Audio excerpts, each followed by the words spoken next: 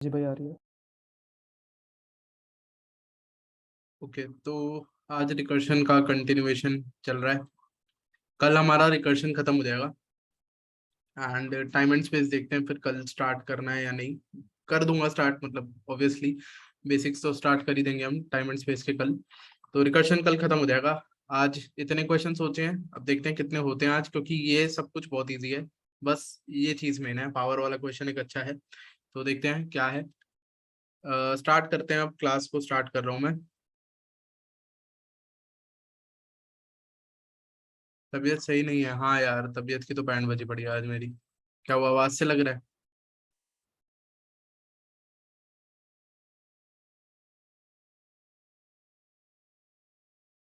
Face से? अच्छा। हाँ यार, तबीयत ठीक नहीं है आज। तो एक बस रिक्वेस्ट आप लोगों से ये है कि ट्राई करना, जब मैं पूछता हूँ समझ में आ गया चैट में बता दो, तो एक बारी में बता देना, क्योंकि गले की भी बैंड बजी पड़ी है, जुकाम बहुत हो रखा है इसलिए। ठीक है, तो आज यार ये सारे क्वेश्चन हमने करने हैं एंड स्टार्ट करते हैं। अब हम सबसे पहला क्वेश्चन, आपको मैं चैट में लिंक भेज रहा हूँ सबको।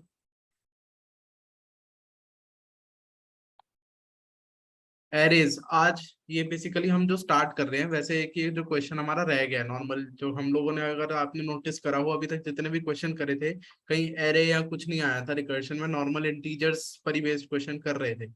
तो उसमें अभी ये पावर वाला क्वेश्चन बचा है, बट क्योंकि इसमें कंसेप्ट थोड़े से ज्यादा है इसलिए मैंने इसको बाद के लिए रखा है अभी। ठीक है, मतलब अगर आज टाइम बचता है तो अच्छी तरीके से इसको कवर अप कर लेंगे, वरना पहले ये इजी वाले क्वेश्चन कर लेते हैं।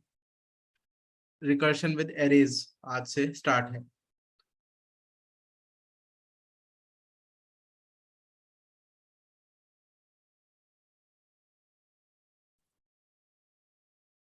ये किसी ने आज वैसे, मतलब मेरे पास तो आज आया, जिसमें भी विंडोज 11 कर रखी हो, नया वर्जन करा है क्या डाउनलोड किसी ने? सही चल रहा है क्या? मैंने कर तो लिया डाउनलोड, अभी तक तो सही है।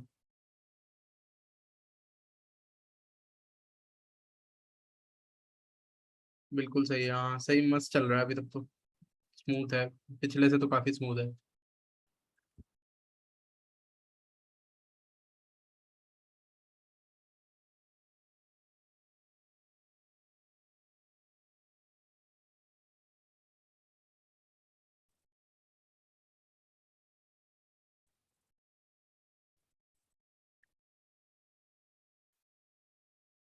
ओके, तो देखते हैं, हम स्टार्ट करते हैं। This is the first question, print elements of an array. तो आपको क्या करना है, आपको एक एरे दिया गया है एन साइज का, एंड आपको उसके सारे के सारे एलिमेंट्स को डिस्प्ले करना है। ठीक है, अब नाउ मैंने यहाँ पर चेक नहीं लगाया, देखो ऐसा बिल्कुल हो सकता है कि किसी किसी क्वेश्चन में ये आपको स्टैक ओवरफ्लो मार जाए, ठीक है, मतलब रिकर्शन से वो क्वेश्चन ना होना हो। एक बार शीट में देख लेता हूँ। हाँ, तो ये जो डिस्प्ले एरे वाला क्वेश्चन है, ये हमको सबमिट वेब कोडिंग पे ही करना पड़ेगा, बट अभी हाल फिलहाल तो हम जीएफजी पे मैं आपको करके दिखा दूंगा। स्टैक ओवरफ्लो एरर क्या है, क्यों आ रहा है, वो मैं बता दूंगा आपको पहले। उसके बाद हम सबमिट इसको वेब कोडिंग पे करेंगे, बट अभी हाल फिलहाल यहीं पे देखते हैं। तो क्वेश्चन ये है कि आपको एक एरे दे रखा है एन साइज का और आपको उसको प्रिंट करना है। तो ये जो एक्सपेक्ट कर रहे हैं हमसे सोल्यूशन, या आइटरेटिव सोल्यूशन ही एक्सपेक्ट कर रहे हैं। ठीक है, बट हम इसको रिकर्शन से यहाँ पे चलाने की देखेंगे कि क्या फर्क पड़ता है। तो जो मैंने आप लोगों को बताया था कि रिकर्शन में क्या होता है, बेसिकली रिकर्शन में स्पेस कॉम्प्लेक्सिटी, या space complexity is not the correct term, extra space, auxiliary space जो होता है वो एक्स्ट्रा होता है, ज्यादा होता है। टाइम कॉम्प्लेक्सिटी सेम रहती है। ठीक है, तो अभी उसका इफेक्ट आपको दिख जाएगा। बाकी मेरे को पता नहीं है, जहां तक मेरे को ध्यान आ रहा है ये शायद रिकर्शन से सबमिट नहीं होगा, अगर होगा तो बहुत बढ़िया है। ठीक है, तो स्टार्ट करते हैं। सबसे पहले हम एक्सपेक्टेशन देखते हैं, हमारी एक्सपेक्टेशन क्या है। तो मान लो हमको एक एरे दे दिया है, लेट्स से ये एरे है 9 8 6 3 4 7 एंड 2। ठीक है, तो ये मान लो हमको एरे दे दिया है। इस एरे में 7 एलिमेंट्स हैं एंड हमको क्या है, हमारे को प्रिंट करना है इनको। ठीक है, तो ऐसे इस तरीके से प्रिंट करना है, यानी स्पेस छोड़ छोड़ के आपको इसको प्रिंट करना है। This is the expectation. तो एक्सपेक्टेशन तो सिंपल ही है यार। अगर आपको एन साइज का एरे दे दिया जाएगा, इसको मैं पता कैसे लिख रहा हूँ, इसको मैं देखो क्या लिख रहा हूँ, डिस्प्ले। डिस्प्ले में हमको एरे दिया जाएगा एंड मैं एक सेकंड पैरामीटर होगा जो अभी के लिए मैं छोड़ रहा हूँ, पता नहीं क्या होगा, देखेंगे। तो हमको क्या करना है, उस वाले एरे को हमको पूरा का पूरा डिस्प्ले करना है। स्पेस, ठीक है, डिस्प्ले डिस्प्ले या print space separated elements, print space separated elements. मतलब दूसरा पैरामीटर जो फंक्शन में अभी मैंने बताया नहीं है क्या है, देखते हैं क्या है वो। तो अभी के लिए ये चीज है। अब इसमें अगर मैं बात करूं तो इसके लिए एक्सपेक्टेशन जो है वो ऐसे काम करेगी कि यार 9 8 6 3 4 7 एंड 2 प्रिंट हो जाएगा। तो ये तो एक्सपेक्टेशन थी। अब फेथ क्या है, ठीक है, अब ध्यान से देखते हैं फेथ क्या है। तो एरे के क्वेश्चन में हम पहली बार ही देखने जा रहे हैं। तो देखो मैं पता है क्या कह रहा हूँ, मेरा काम है पूरे एरे को प्रिंट करना। डिवाइड एंड कॉन्कर के बेसिस पे रिकर्शन काम करता है। वो क्या करता है, जो छोटी प्रॉब्लम है वो बड़ी प्रॉब्लम के ही टाइप की होती है। तो बड़ी प्रॉब्लम क्या है, कंप्लीट एरे को प्रिंट करना। छोटी प्रॉब्लम मैं कह रहा हूँ सबसे स्मॉल प्रॉब्लम का सोल्यूशन मेरे को आता है क्या, एक ही एलिमेंट दे देगा वो मैं प्रिंट कर दूंगा। इससे भी छोटी प्रॉब्लम है कि अगर एक भी एलिमेंट ना हो तो क्या करना है, तो वो देखेंगे। अभी एक भी एलिमेंट ना हो वाला केस क्या है, वो हमारा बेस केस बनेगा। बट अभी हाल फिलहाल के लिए देखते हैं क्या है कि मैं क्या कह रहा हूँ, एक्सपेक्ट फेथ पता है क्या रख रहा हूँ। पहले तो एक्सपेक्टेशन में देखो, यहाँ पर डिस्प्ले कॉमा जीरो लिख दिया मैंने। जीरो क्या लिखा है मैंने, यहाँ पर मैंने जीरो लिखा है, zero is the zeroth index. ठीक है, कि आपको जीरो इंडेक्स से स्टार्ट करते हुए पूरे एरे को प्रिंट करना है। एक्सपेक्टेशन में एरे कॉमा जीरो लिख दिया है। अब आप सोच रहे होगे यार यहाँ तो साइज दिया हुआ है, तो यहाँ पे ऑब्वियसली आइटरेटिव फंक्शन एक्सपेक्ट कर रहा है, रिकर्सिव फंक्शन हम लिखेंगे। तो जो हम रिकर्सिव फंक्शन लिखेंगे वो उसका सिग्नेचर वो कुछ ऐसा सा दिखेगा।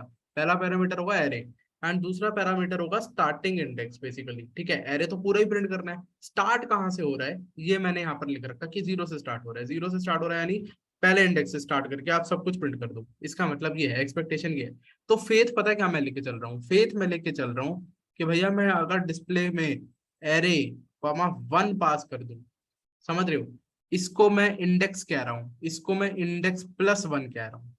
वैसे हम जीरो पास कर रहे होंगे एक्चुअली में जब चलाने के लिए, बट अगर मैं वैसे बात करूं, अगर ये this is index then this is index plus one, तो ये क्या करेगा, ये भी प्रिंट स्पेस सेपरेटेड एलिमेंट्स ही करने वाला है।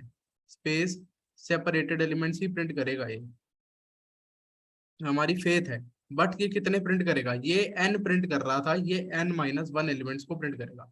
मैं पता क्या कहना चाह रहा हूँ, देखो मीटिंग एक्सपेक्टेशन विद फेथ में आपको समझ में आ जाएगा पूरा कि क्या हम कर रहे हैं। मीटिंग एक्सपेक्टेशन विद फेथ कि हम करना क्या चाह रहे हैं। भाई मैं बड़ा सिंपल सा इसको तोड़ दिया प्रॉब्लम को, मैंने कहा ऐसा है कि आपको पूरा एरे प्रिंट करवाना है। तो मैं ये कह रहा हूँ यार आप खुद को ना प्रिंट करवा लो, खुद को आप प्रिंट करवा लो। खुद को मान लेते हैं प्रिंट करवाना आपको आता है। तो ये अगर मेरा एरे है तो मैं ये मान के चल रहा हूँ कि खुद को प्रिंट करवाना तो मेरे को आता है। ठीक है, तो खुद कौन हूं मैं, खुद हूं मैं ये इस इंडेक्स पे खड़ा हूँ, इनिशियली इंडेक्स का वेरिएबल यहाँ पर पड़ा होगा। तो मैं ये कह रहा हूँ कि प्रिंट योरसेल्फ, अपने आप को प्रिंट कर लो, मतलब साथ में स्पेस भी छोड़ देना। तो नाइन प्रिंट होगा, इससे क्या होगा, इससे इससे नाइन प्रिंट हो जाएगा एंड स्पेस छूट जाएगी। फिर मैं कह रहा हूँ मेरी फेथ लगा देता हूँ मैं। फेथ क्या है, अब फेथ है डिस्प्ले कर लो, डिस्प्ले कर लो क्या, array comma index plus one. यानी कि इंडेक्स जो है वो उठकर कहाँ चला जाएगा, इंडेक्स अब उठकर यहाँ से वन पर चला जाएगा। एंड मेरा फेथ ये है कि इंडेक्स अगर वन पर पड़ा है, इंडेक्स प्लस वन पर पड़ा है, तो वो यार ये सारे एलिमेंट्स को प्रिंट करना जानता है। ये सारे एलिमेंट्स को वो प्रिंट करना जानता है। ठीक है, तो यहाँ से मतलब इसके बाद अगर मैं फेथ लगा के चल रहा हूँ तो 8 6 3 4 7 2 इस लाइन के बाद यहाँ पे प्रिंट हो जाएंगे। नाइन को मैंने प्रिंट कर दिया, बाकी सब कुछ मैंने मान लिया कि प्रिंट हो जाएगा। तो अब बताओ क्या समझ में आ गया, हमारी फेथ क्या है। देखो फेथ हम पहले भी बड़ी प्रॉब्लम पे ही लगाते थे, अभी भी बड़े पे ही लगा रहे हैं कि बड़ा प्रॉब्लम अपने आप सॉल्व हो जाएगा। छोटा प्रॉब्लम इज वन एलिमेंट को प्रिंट करना, वो मैंने खुद कर लिया। फिर मैंने फेथ लगा ली कि यार आगे मतलब जिस इंडेक्स पे मैं खड़ा हूँ उसको मैं खुद प्रिंट कर लेता हूँ, और इंडेक्स प्लस वन से आगे मैंने फेथ मान ली कि प्रिंट करना आता है हम। क्या ये समझ में आ गया पूरा, हाई लेवल थिंकिंग।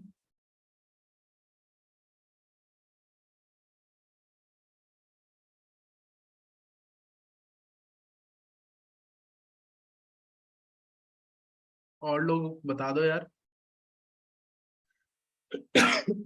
सॉरी।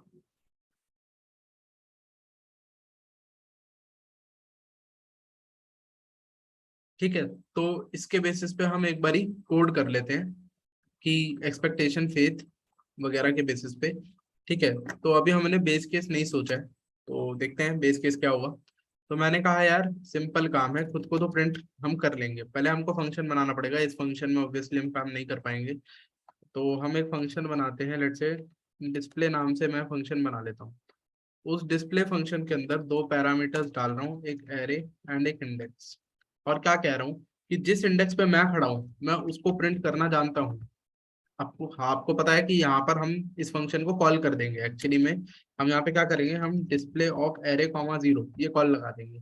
ठीक है, यहाँ पे मैं क्या कह रहा हूँ कि जिस इंडेक्स पे मैं खड़ा हूँ, जिस इंडेक्स पे मैं खड़ा हूँ उसको मैं प्रिंट करना जानता हूँ। एरे ऑफ इंडेक्स प्लस मैंने स्पेस दे दी, ये काम मेरे को करना आता है, ये मैं कर लूंगा। ठीक है, इसके अलावा बाकी का काम क्या है, बाकी का काम ये है कि आप अगर जीरो इंडेक्स पे खड़े थे तो आपने जीरो को प्रिंट कर दिया, अब बचा हुआ एरे प्रिंट करना है। तो बचा हुआ एरे का स्टार्टिंग पॉइंट आप दे दो इंडेक्स प्लस वन, वो हमारा फेथ है कि वो तो अपने आप हो जाएगा। तो अपना काम मैंने कर लिया, खुद को मैंने प्रिंट कर लिया, एंड मैंने मान लिया, फेथ रख ली कि अगर मैं इंडेक्स प्लस वन दे दूंगा तो ये सारा काम अपने आप कर देगा आगे। ये इंडेक्स आप देख ही रहे हो क्या होगा, आप थोड़ा सा अंदाजा लगा ही पा रहे हो, या चलो ठीक है बेस केस अभी हम देख ही लेते हैं, ड्राई रन करके ही देख लेते हैं बेस केस। तो अभी के लिए हमने इतना जो कोड लिखा है वो देखते हैं पहले। एंड कॉल स्टैक से नहीं दिखा रहा मैं डायरेक्टली अब, क्योंकि रिकर्शन ट्री हमने टावर ऑफ अनोई में कल बहुत तरीके से समझाया है, उससे पहले भी हम लोगों ने रिकर्शन ट्री देख लिया था एक बारी प्रिंट जिगजैग में। तो अब हम रिकर्शन ट्री से ही सॉल्व करने की कोशिश करेंगे क्वेश्चन को। तो हमारे पास में ये एरे दे रखा है हमें, 9 8 6 3 4 7 एंड 2, 0 1 2 3 4 5 एंड 6। ठीक है, ये मैंने, अब आप कई लोग वैसे ये सोच रहे होंगे कि क्या कर रहा है, मतलब आज आते ही डायरेक्टली प्रॉब्लम भी बता दी, सोल्यूशन भी बता दिया, सब कुछ। एरे का पहला क्वेश्चन है इसलिए मैं करवा रहा हूँ, नेक्स्ट क्वेश्चन से आप खुद सोचोगे, थोड़ा टाइम दूंगा। तो ये मत सोचना एकदम भगा रहा हूँ मैं, टाइम दे दूंगा। अभी पहला क्वेश्चन है एरे का इसलिए खुद करवा रहा हूँ। तो क्या है यार, ये एरे हमको मिला है, और हमने, अगर आप देखो यहाँ पर कॉल लगाएंगे हम ARR, 0। ठीक है, तो जो हमारी इनिशियल कॉल लग रही है वो लग रही है ARR, 0। ठीक है, मतलब चलो ऐसे लिख देते हैं इसको, डिस्प्ले डिस्प्ले एरे में जीरो इंडेक्स को आपको डिस्प्ले करवाना है इनिशियली। ठीक है, अब यार ये इसकी फर्स्ट स्टेटमेंट है, इसकी सेकंड स्टेटमेंट है, तो दो स्टेटमेंट्स हैं आपको दिख रहा है। तो जब फर्स्ट स्टेटमेंट चलती है तो क्या होता है, एरे ऑफ इंडेक्स यानी जिस इंडेक्स पे आप करंटली हो, इंडेक्स की वैल्यू जीरो है उसको प्रिंट कर दो, 9 को प्रिंट कर दो, एंड स्पेस छोड़ दो। स्पेस छोड़ दी हमने, ये स्पेस छोड़ने के लिए था। फिर कह रहा है सेकंड लाइन चलती है, तो सेकंड लाइन चलते ही इस पे पॉज लग जाता है because it is a recursive call. Recursive call है तो ठीक है कॉल लगेगी, फिर से डिस्प्ले को ही कॉल लग रही है यहाँ पे। एंड इस बारी एरे तो एरे ही रहा, इंडेक्स जो है वो प्लस वन होके पास हो रहा है, यानी पिछले में प्लस वन कर दिया।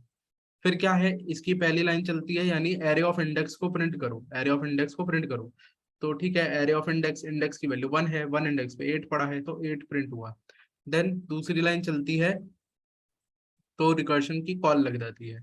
तो डिस्प्ले में यहाँ पर हमारे पास जो ARR था एंड रिकर्शन की कॉल लग गई, तो इंडेक्स प्लस वन हो गया विच इज टू। ठीक है, तो वन प्लस वन हो चुका है, यहाँ पे टू हो चुका है, तो इसकी पहली लाइन चलती है, सेकंड इंडेक्स पे जो वैल्यू पड़ी है वो प्रिंट होगी, इसके बाद स्पेस ऑब्वियसली प्रिंट हो रखी थी तो यहाँ पे सिक्स प्रिंट होगा, एंड सिक्स के बाद स्पेस भी प्रिंट होगी क्योंकि हमने छोड़ रखी है स्पेस। एंड सेकंड लाइन जब चलती है कोड की तो क्या होता है, फिर से रिकर्शन कॉल लग जाती है। तो ये रिकर्शन कॉल लगेगी, एरे सेम ही है एंड इंडेक्स प्लस वन हो रहा है, थ्री हो गया इंडेक्स। तो ठीक है, देखते हैं। अगर मैं इंडेक्स को यहाँ भी दिखाऊँ ना आपको, तो आप देखो पहले इंडेक्स जीरो पे था, आप यहाँ पर देख सकते हो मूव करता हुआ इंडेक्स को, अब इंडेक्स थ्री पर पहुंच चुका है। तो जो भी एरे ऑफ इंडेक्स है आपको उसको प्रिंट करना है तो प्रिंट तो हम कर ही देंगे। हमने थ्री को प्रिंट करा, स्पेस छोड़ दी उसके बाद, एंड आफ्टर डैट एक और लाइन छोड़नी है, मतलब एक और लाइन एग्जीक्यूट करनी है, एंड उस लाइन को एग्जीक्यूट करने से क्या होता है, फिर से रिकर्शन कॉल लग जाती है डिस्प्ले में। ARR and index plus one होके हो गया फोर, तो जो प्लस वन होके फोर हुआ यानी यहाँ से कट के अब यहाँ आ गया इंडेक्स। तो फिर से डिस्प्ले करो पहली लाइन जब चलेगी तो यानी कि फोर एंड स्पेस छोड़ दिया आपने। ठीक है, फोर के बाद स्पेस छोड़ दी। सेकेंड लाइन जब चलती है तो रिकर्शन कॉल लग जाता है, रिकर्शन कॉल लगने से आप आते हो display ARR and index plus one, four plus one होता है फाइव। तो ठीक है, फाइव पर आओगे तो यानी ये इंडेक्स यहाँ से कटा और आप यहाँ आ गए।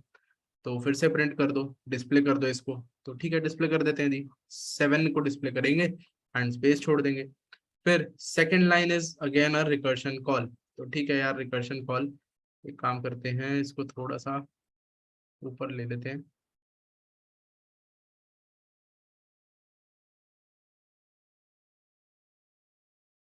ठीक है, तो यहाँ पे अगर मैं देखूँ तो this is again a recursion call. तो यहाँ पे ठीक है, डिस्प्ले में कॉल लगाई हमने, ARR तो हमारे पास था ही, एंड इंडेक्स आपकी +1 होके 6 हो गया था, तो यानी यहाँ से जो इंडेक्स है वो कट के यहाँ पर आ चुका। अब फिर क्या होगा, फिर से पहली लाइन एग्जीक्यूट होगी। पहली लाइन एग्जीक्यूट हो रही है तो यहाँ पर जो पड़ा हुआ है इंडेक्स उसको प्रिंट कर दो। तो 2 पड़ा हुआ है इस इंडेक्स पर, तो उसको प्रिंट कर दिया, स्पेस छोड़ दी। सेकंड लाइन एग्जीक्यूट होती है तो रिकर्शन कॉल लगती है, तो डिस्प्ले ऑफ ARR कॉमा 7 पे कॉल लग गई। तो अब अगर आप देखो तो दिक्कत क्या आ गई, दिक्कत यहाँ पर यह आ चुकी है कि जब आप 7 के लिए कॉल लगाओगे तो 7 इंडेक्स ही नहीं है एरे में, तो 7 इंडेक्स पर कोई एलिमेंट नहीं है। तो यह जब आप 7 पे पहुंच रहे हो तो वो क्या डिनोट कर रहा है, वो ये डिनोट कर रहा है कि अब आपके पास प्रिंट करने के लिए कोई एलिमेंट ही नहीं बचा। जब आप 0 इंडेक्स पे थे तो वो डिनोट कर रहा था आपके पास प्रिंट करने के लिए 7 एलिमेंट है। 1 डिनोट कर रहा था आपके पास 6 एलिमेंट है। 3 आपका डिनोट कर रहा था आपके पास 4 एलिमेंट है। लेकिन जब आप 7 पर पहुंच गए हो, एरे डॉट लेंथ पर पहुंच गए हो, तो वो ये डिनोट कर रहा है कि आपके पास अब प्रिंट करने के लिए कुछ है ही नहीं।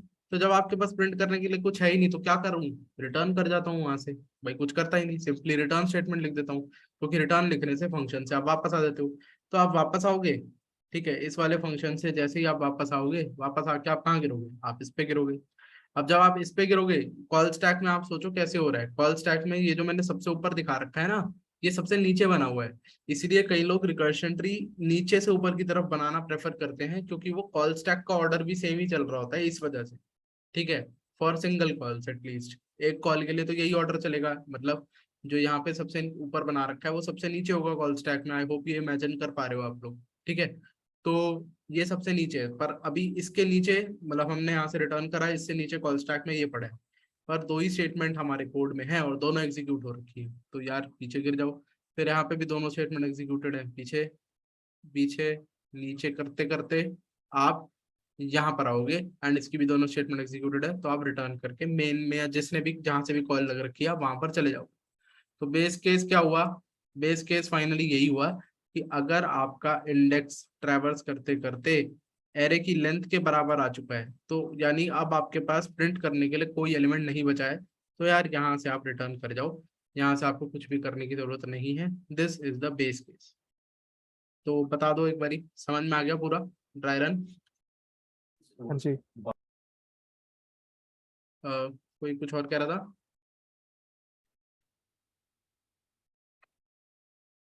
चैट में भी लिख दो एक बारी। तो यहाँ पर बेस केस यही है, अगर इंडेक्स एरे डॉट लेंथ के बराबर आता है तो हम रिटर्न कर जाएंगे। तो मेरे ख्याल तो सिर्फ इतना ही है, अब देख लेते हैं यहाँ पे ये सबमिट होता है या नहीं होता।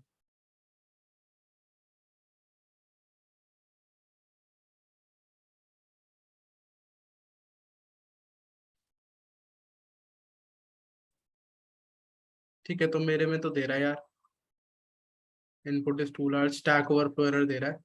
किसी का चल गया है तो एक बारी बताओ चैट में। जी मेरा हो गया था सबमिट। कोड भेजूं? वो भेजना एक बारी, अभी भी एक बारी ट्राई कर लो और भेज दो।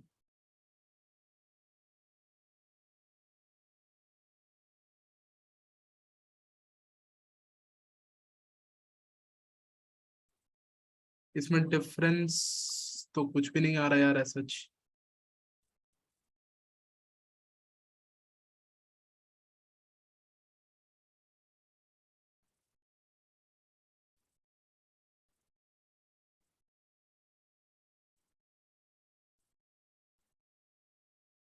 वैसे बाकी लोग ये वाला कोड चला के देखो एक बारी, हो रहा है क्या सबमिट?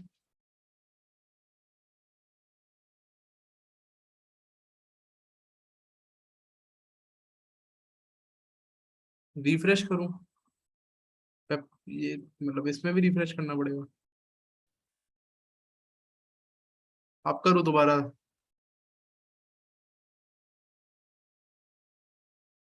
दोबारा करके देख लेता हूँ एक बारी।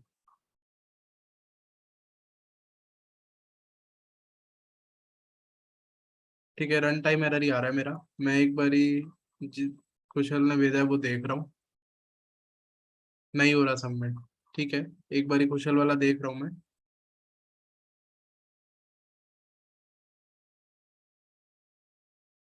प्रिंट करा एंड देन डिस्प्ले को कॉल लगाई।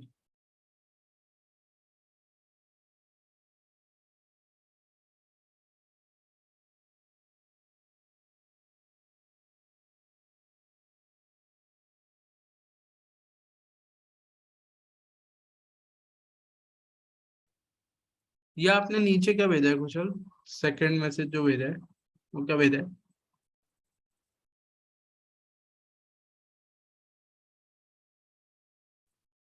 एक ही मैसेज भेजा जी मैंने तो। अच्छा, ये तो सुमित का है। आपने क्या करा हुआ है, if n minus one is less than zero then return array n minus one को प्रिंट करेंगे।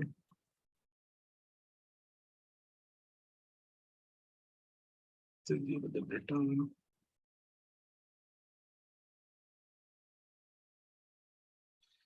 ठीक है। चलो ये देखता हूँ अभी मैं। अभी हाल फिलहाल के लिए जो रीजन है मैं वो बता देता हूँ कि इतने बड़े इनपुट पे वैसे जनरली अगर देखा जाए तो ये कोड नहीं चलना चाहिए। क्यों नहीं चलना चाहिए वो बता देता हूँ। अगर आप यहाँ पे देखो ये क्या दे रखा है, ये आपको एरे का साइज दे रखा है। ठीक है, 69,455 एलिमेंट्स इस वाले एरे के अंदर हैं। ठीक है, अब मैंने आपको ये बताया था कि जो कॉल स्टैक होता है वो लिमिटेड होता है। ठीक है, मतलब जो कॉल स्टैक है वो एक स्टैक मेमोरी तो है, उसकी स्पेस लिमिटेड होती है। तो रिकर्शन के लिए या वैसे जो कॉल स्टैक की लिमिट होती है जावा में, इट इज अप्रोक्सीमेटली 20,000। मतलब अप्रोक्सीमेटली 20,000 फंक्शंस चढ़ सकते हैं। छोटे छोटे 20,000 फंक्शंस लगभग लगभग चढ़ सकते हैं कॉल स्टैक में। ठीक है, approximately, like it's not that हर बारी 20,000 ही चढ़ेंगे। आपके फंक्शन पे डिपेंड करता है कि कितना मेमोरी आपका फंक्शन ले रहा है। बट हम एक अप्रोक्सीमेट आइडिया दे रहे हैं कि 20,000 लगभग लगभग कॉल स्टैक पे फंक्शन चढ़ जाते हैं। उससे ज्यादा अगर फंक्शन होते हैं तो दिक्कत आ जाती है कई बारी। तो यहाँ पर अगर आप देखो तो मैंने बताया था 69,000 समथिंग समथिंग दे रखा था साइज। तो जितना साइज है यार उतने ही तो फंक्शन चढ़ेंगे कॉल स्टैक में। यहाँ पे आप देख ही पा रहे हो, एक दो तीन चार पाँच छः सात। ठीक है, ignoring the base case, base case को हम हमेशा इग्नोर करते हैं। तो इस वजह से कॉल स्टैक एरर यहाँ पर दे रहा है। हाँ, ये हार्डवेयर पे डिपेंडेंट चीज है, हार्डवेयर पे भी डिपेंडेंट है। आपका जो कोड है उसमें फंक्शन कितनी मेमोरी ले रहा है, मेथड कितनी मेमोरी ले रहा है। भाई ऑब्वियसली आप अगर सिर्फ इतना सा काम कर रहे हो तो वो कम मेमोरी ले रहा है। इसमें अगर आप और कोड लिख दोगे तो हो सकता है ज्यादा मेमोरी भी ले। ठीक है, तो मतलब ये चीजें वेरिएबल होती है। बट जावा जेवीएम के अकॉर्डिंग लगभग लगभग 20,000, लगभग लगभग, बार बार बोल रहा हूँ, इट इज नॉट एग्जैक्ट, पर हाँ लगभग लगभग 20,000 फंक्शंस चढ़ पाते हैं आपके कॉल स्टैक में। इसीलिए रिकर्शन बहुत बड़े बड़े केसेस में, जब मतलब टेस्ट केस आपका काफी ह्यूज होता है, ये मैं टाइम एंड स्पेस कॉम्प्लेक्सिटी में पढ़ाऊंगा आपको। एन की वैल्यू जो दे रखी होती है क्वेश्चन में उस पर डिपेंड करता है कि आप रिकर्शन यूज कर भी पाओगे या नहीं कर पाओगे। एन की बड़ी वैल्यूज के लिए इसीलिए रिकर्शन अवॉइड किया जाता है कि क्योंकि टाइम कॉम्प्लेक्सिटी तो सेम है, टाइम कॉम्प्लेक्सिटी तो सेम है इसकी भी। जिनको आती है उनको समझ में आ रहा होगा, आइटरेटिवली करे तो ऑर्डर ऑफ एन है, यस ऐसे करें तब भी ऑर्डर ऑफ एन ही है। बट स्पेस जो है, जो कॉल स्टैक में स्पेस है वो ले लेता है। तो मैंने आपको बताया था स्टैक ओवरफ्लो क्या होता है, कि जब आपका कॉल स्टैक भर गया और आप अभी भी उसमें फंक्शन डालने की कोशिश कर रहे हो तो वो ओवरफ्लो कर जाएगा। तो यहाँ पर जो हमको एरर दिख रहा था वो स्टैक ओवरफ्लो एरर ही दिख रहा था। एंड उसका रीजन यही है कि भैया आपका एरे का साइज बहुत बड़ा है। ठीक है जी, 69,000 समथिंग साइज है एंड 20,000 के लगभग लगभग हमारे कॉल स्टैक में चढ़ सकता है। अगर आप मान लो बहुत छोटा फंक्शन है तो 25,000 फंक्शन भी चढ़ जाए, 30,000 भी चढ़ जाए, लेकिन 69,000 तो बहुत ही बड़ी वैल्यू होगी। इस वजह से हमको यहाँ पर कॉल स्टैक एरर आ रहा है। बाकी जो कुशल वाला प्रोग्राम है वो मैं क्लास के बाद देख लूंगा कि क्या है उसका सीन। बट अभी के लिए आपको ये चीज समझ में आई कि ये कॉल स्टैक एरर दे क्यों रहा है, स्टैक ओवरफ्लो एरर दे क्यों रहा है। बता दो, स्टैक ओवरफ्लो एरर क्यों दे रहा है, ये आ गया समझ?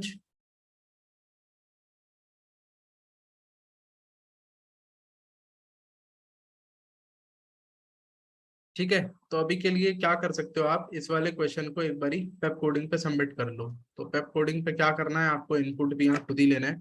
यहाँ इनपुट वाला काम मैं थोड़ा फास्ट करके दिखा देता हूँ आप लोगों को। चैट में क्या लिखा है आपने, ओके। तो ये है इन अब n ले लेते हैं scanner dot next int, and इसके बाद एक एरे बनेगा, एंड उसके एलिमेंट्स भी हमको इनपुट लेने होंगे,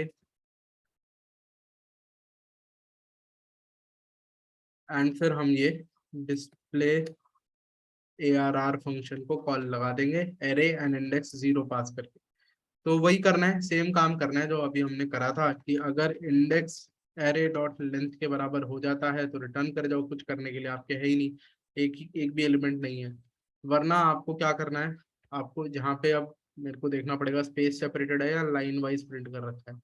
लाइन वाइज कर रखा है तो system dot out dot print line क्या कर देना है, एरे ऑफ इंडेक्स, यानी खुद को मैं प्रिंट कर लेता हूँ और बाकी मैं फेथ लगा लेता हूँ कि जो आगे रिकर्शन जो है वो प्रिंट कर देगा इसके आगे से। तो एक बार ही रन करके देख लेते हैं।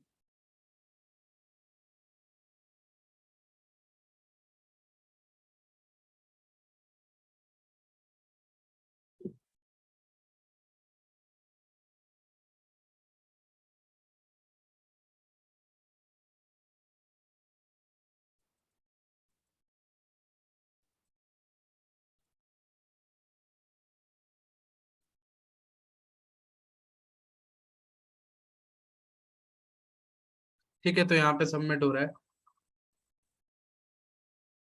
खुशली आपने क्या करा हुआ है, मेरे को समझ नहीं आ रहा है। एरे ऑफ n-1 प्रिंट कर रखा है, तो ये तो रिवर्स प्रिंट नहीं होगा। जी इसमें एन एरेस का साइज है ना, तो हाँ तो मतलब एन एन माइनस वन तब तक जाता रहेगा पीछे पीछे, जब जीरो इनकाउंटर होगा तो फर्स्ट एलिमेंट तब प्रिंट होगा। नहीं, मैं आपको ये कह रहा हूँ, आप प्रिंट कर रहे हो ARR ऑफ n-1। वी तो कॉल पहले लगी है ना जी, जैसे हम वो हाँ मतलब। ठीक है, ठीक है, समझ गया समझ गया समझ गया, ठीक है। ओके ओके,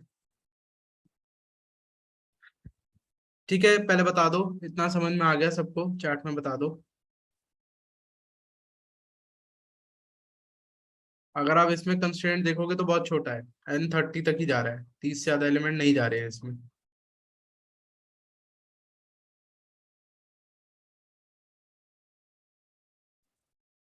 मैं एक बारी कल बाकी देख के बता दूंगा कि वो वाला कोड कैसे चल रहा है, एंड अपने वाला क्यों नहीं चल रहा, वो रीजन तो सही है बिल्कुल, ठीक है, उसमें कोई दिक्कत नहीं है। जो मैंने आपको यहाँ पे रीजन बताया है कि ये इस रीजन की वजह से स्टैक ओवरफ्लो मार रहा है, वो रीजन बिल्कुल ठीक है। ठीक है, वो आप जाओ चाहो तो, मतलब अगर किसी को नहीं हो रहा विश्वास तो जाके देख सकते हो नेट पे। स्टैक ओवरफ्लो एरर तभी आता है जब बहुत ज्यादा फंक्शन कॉल हो जाए, एंड एक limited number of function calls ही लग पाती है, जो लगभग लगभग 20,000 रहती है अप्रोक्सीमेटली वाला सीन ही है। 10,000 हो सकता है, अगर आपका फंक्शन बड़ा हो तो सिर्फ 10,000 कॉल ही लग पाए, उसके आगे कॉल ना लग पाए। हार्डवेयर पे डिपेंड कर जाएगा, JVM पे, बहुत चीजों पे डिपेंड कर जाएगा, तो ये सीन है।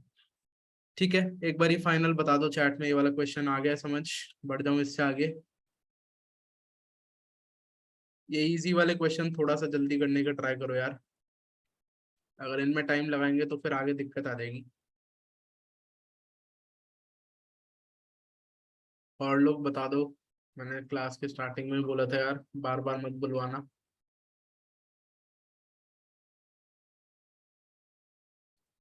ओके, तो नेक्स्ट क्वेश्चन आपको ये करना है, रिवर्स एनरे। ये हम लोग आइटरेटिव मेथड से पहले कर चुके हैं रिवर्स एनरे।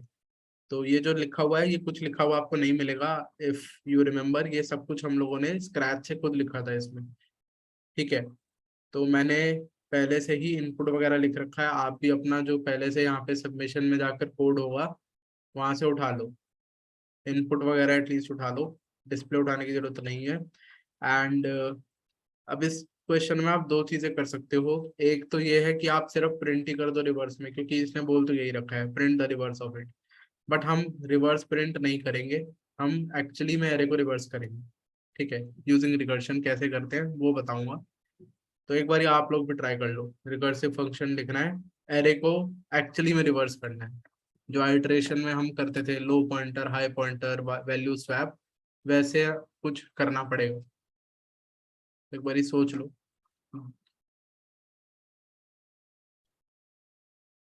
10-4 हुआ है, मैं आपसे 10-7 पे पूछता हूँ क्या करना।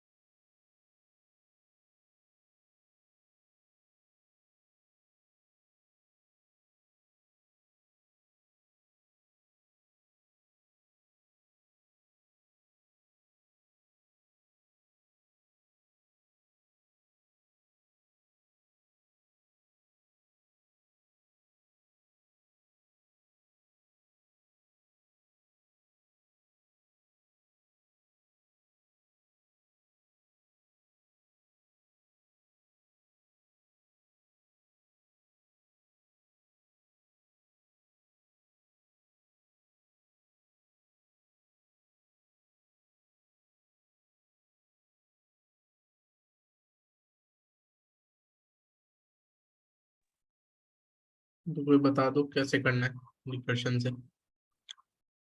सिर्फ रिवर्स प्रिंट नहीं करना, एक्चुअली में हमें रिवर्स करना है। एंड रिवर्स प्रिंट आपका होमवर्क है, वो आप होमवर्क में करोगे। सर इसमें स्वैप की तरह ही करेंगे, बट इसमें जो फंक्शन में आर्गुमेंट है ना, हम्म, एक तो स्टार्टिंग इंडेक्स डाल देंगे और एंड इंडेक्स डाल देंगे। ठीक है, तो यही करना है जो इन्होंने बताया है। अब देख लेते हैं हम क्या कहना चाह रहे हैं। तो एक्सपेक्टेशन क्या है इस बारी? एक्सपेक्टेशन ये है कि मान लेते हैं हमको ये एरे एज एन इनपुट मिलता है, 1 2 3 4 5, ये इसके इंडिसेस हैं। तो हमको पता है क्या करना है, हम ना एक्सपेक्टेशन में कुछ चीजें पास करेंगे। जो हमारा फंक्शन है, जैसे रिवर्स फंक्शन होगा हमारा, तो उसमें हम कुछ चीजें पास कर रहे होंगे। रिवर्स जो फंक्शन है, एक तो उसमें एरे पास करेंगे, फिर एक उसमें हम स्टार्ट पास करेंगे, या आप मान लो लो पास करेंगे, एंड एक आप मान लो हाई पास करेंगे। ये 3 पैरामीटर हम पास करेंगे। और हम पता क्या कहेंगे, हम कहेंगे एक्सपेक्टेशन ये है कि जो लो और हाई पास करे हैं वहां से लेकर, मतलब लो से लेकर हाई तक पूरा एरे को रिवर्स कर दिया जाए। तो जो लो हम पास करेंगे वो 0 करेंगे, और जो हाई पास करेंगे वो ऑब्वियसली एरे डॉट लेंथ -1 पास करेंगे, क्योंकि हमको तो पूरा एरे रिवर्स करना है। तो अब आप समझ लो, यहाँ पर लो रखा हुआ है, यहाँ पर हाई रखा हुआ है। तो एक्सपेक्टेशन ये है कि भैया इससे क्या हो जाए, लो से लेकर हाई तक वाला एरे जो है वो रिवर्स हो जाए। तो यानी ये एरे 5 4 3 2 1 बन जाए, ये बन जाए ये। ठीक है, दिस इज 0 1 2 3 4। यहाँ पर हमारा लो है, यहाँ पर हमारा हाई। ठीक है, तो ये हमारी एक्सपेक्टेशन है कि अगर आप एरे पास करते हो और कुछ लो और हाई पास करते हो, तो लो से लेकर हाई तक का एरे रिवर्स हो जाए। मैंने आपको बताया कि लो और हाई हमेशा, जब हम फंक्शन को कॉल करेंगे इनिशियली, तो हम क्या पास करेंगे, लो 0 पास करेंगे, हाई को एरे डॉट लेंथ -1 पास करेंगे, क्योंकि हमको तो पूरा ही एरे रिवर्स करना है इस वजह से। अब देखो फेथ पता है क्या है? फेथ ये है, ये जो फेथ मैंने आपको दिखाई, ये मैंने आपको लो और हाई के लिए दिखाई। अब ध्यान से देखना, मेरी फेथ पता है क्या है? बहुत सिंपल फेथ है। अगर मैं ये वाली चीज को कॉल लगाता हूँ ना, रिवर्स एरे लो+1 एंड हाई -1, ये मेरी फेथ। मतलब अगर मैं उसी एरे में लो+1 और हाई -1 पास करूं, तो आप देखो कि जो एरिया था जितना आपको रिवर्स करना था, वो एरिया छोटा हो चुका होगा। ठीक है, तो अगर मेरा इनिशियली मैंने लो और हाई यहाँ पास करे थे, तो मैं कह रहा हूँ अब लो ये है एंड हाई ये है। मैंने हाई यहाँ पर है, हाई -1 पे, तो मैंने जो रिवर्स करने वाला एरिया है वो छोटा कर दिया है अब। तो ये छोटी प्रॉब्लम ही है, एंड सेम ही तरीके की है। भाई हमको पहले भी रिवर्स करना था, हमें अभी भी रिवर्स ही करना है। ठीक है, उस वाली प्रॉब्लम से जो ये वाली प्रॉब्लम है, इससे तो ये छोटी है पक्का। ठीक है, तो ये मैं मान के चल रहा हूँ काम कर जाएगा, ये अपने आप काम कर जाएगा। मतलब फेथ है मेरा ये कि अगर मैं जितना मेरे को एरे रिवर्स करना था लो से लेकर हाई तक, अगर मैं उस रेंज को कम कर दूं, और रेंज को कम करने का तरीका है लो को +1 पे ले जाओ और हाई को -1 पे ले जाओ। मतलब +1 पे लो को लो +1 कर दो, हाई को हाई -1 पे ले जाओ। ठीक है, तो ये जब आप करते हो तो रेंज आपने छोटी कर दी। पहले आपकी रेंज ये पूरा एरे था, अब आपकी रेंज ये है।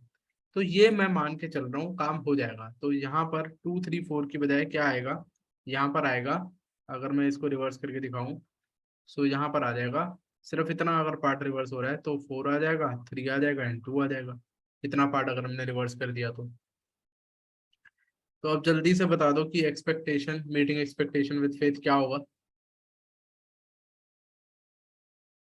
चैट में बता दो जल्दी से।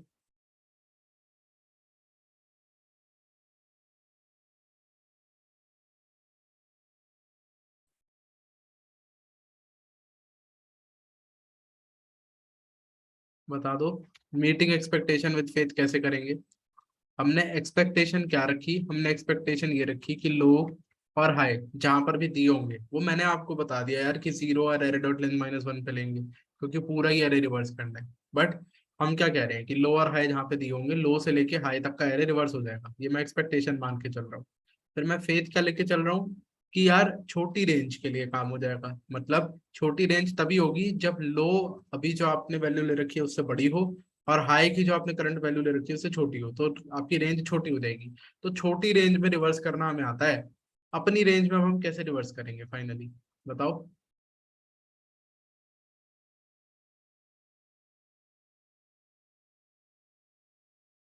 मीटिंग एक्सपेक्टेशन विद फेथ कैसे करेंगे?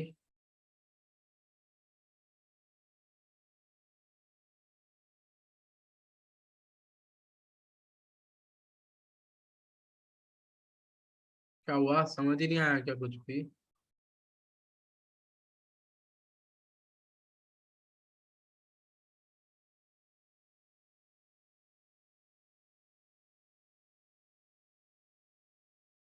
देखो क्या करोगे आप, इस स्टेप में क्या करोगे आप, आपको दो ही तो स्टेप परफॉर्म करने हैं अब। पहला स्टेप क्या होगा, आप अपने नंबर्स को स्वैप कर दोगे, स्वैप लो एंड हाई, लो वाले नंबर्स को और हाई वाले नंबर्स को आप स्वैप कर दोगे आपस में। एंड सेकेंड आप अपना फेथ लगा दोगे, क्या, reverse array low plus one and high minus one. ये क्या करा है मैंने, इसको अगर मैं नेक्स्ट पेज पे दिखाऊं तो देखो, मेरे पास में 1 2 3 4 5 ये दे रखा था। मैंने कहा मैंने इनिशियली लो को यहाँ रखा था एंड हाई को यहाँ रखा था। तो मीटिंग एक्सपेक्टेशन विद फेथ क्या बोला मैंने, कहा यार फर्स्ट काम जो सबसे छोटा काम है वो मैं खुद कर सकता हूँ, क्या, जहां पर मेरा लो अभी पड़ा है और जहां पर मेरा हाई अभी पड़ा है उन वैल्यूज को आपस में स्वैप कर दो। तो ठीक है, यहाँ पर 1 ले आऊंगा एंड सॉरी यहाँ पर 5 ले आऊंगा एंड यहाँ पर 1 भेज दूंगा, तो ये स्वैप हो जाएगा।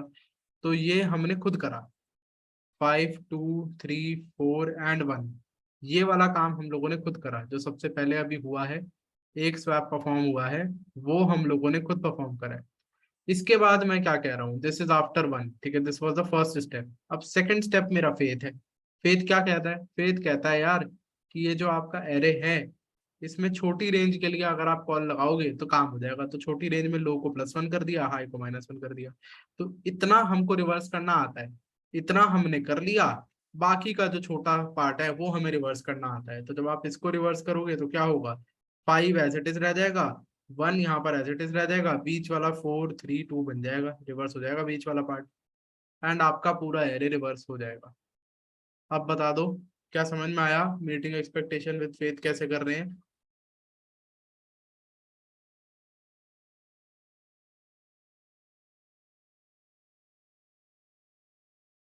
नाउ एक चीज मेरे को आपसे यहाँ पे ये बात करनी है, जो लोग पहली बार रिकर्शन पढ़ रहे हैं उनको ऑब्वियसली ये चीजें, वैसे मैं सही बताऊं जनरली ये क्वेश्चंस इतने इजी हैं, काफी इजी क्वेश्चन है, ये कोई नहीं पूछेगा आपसे।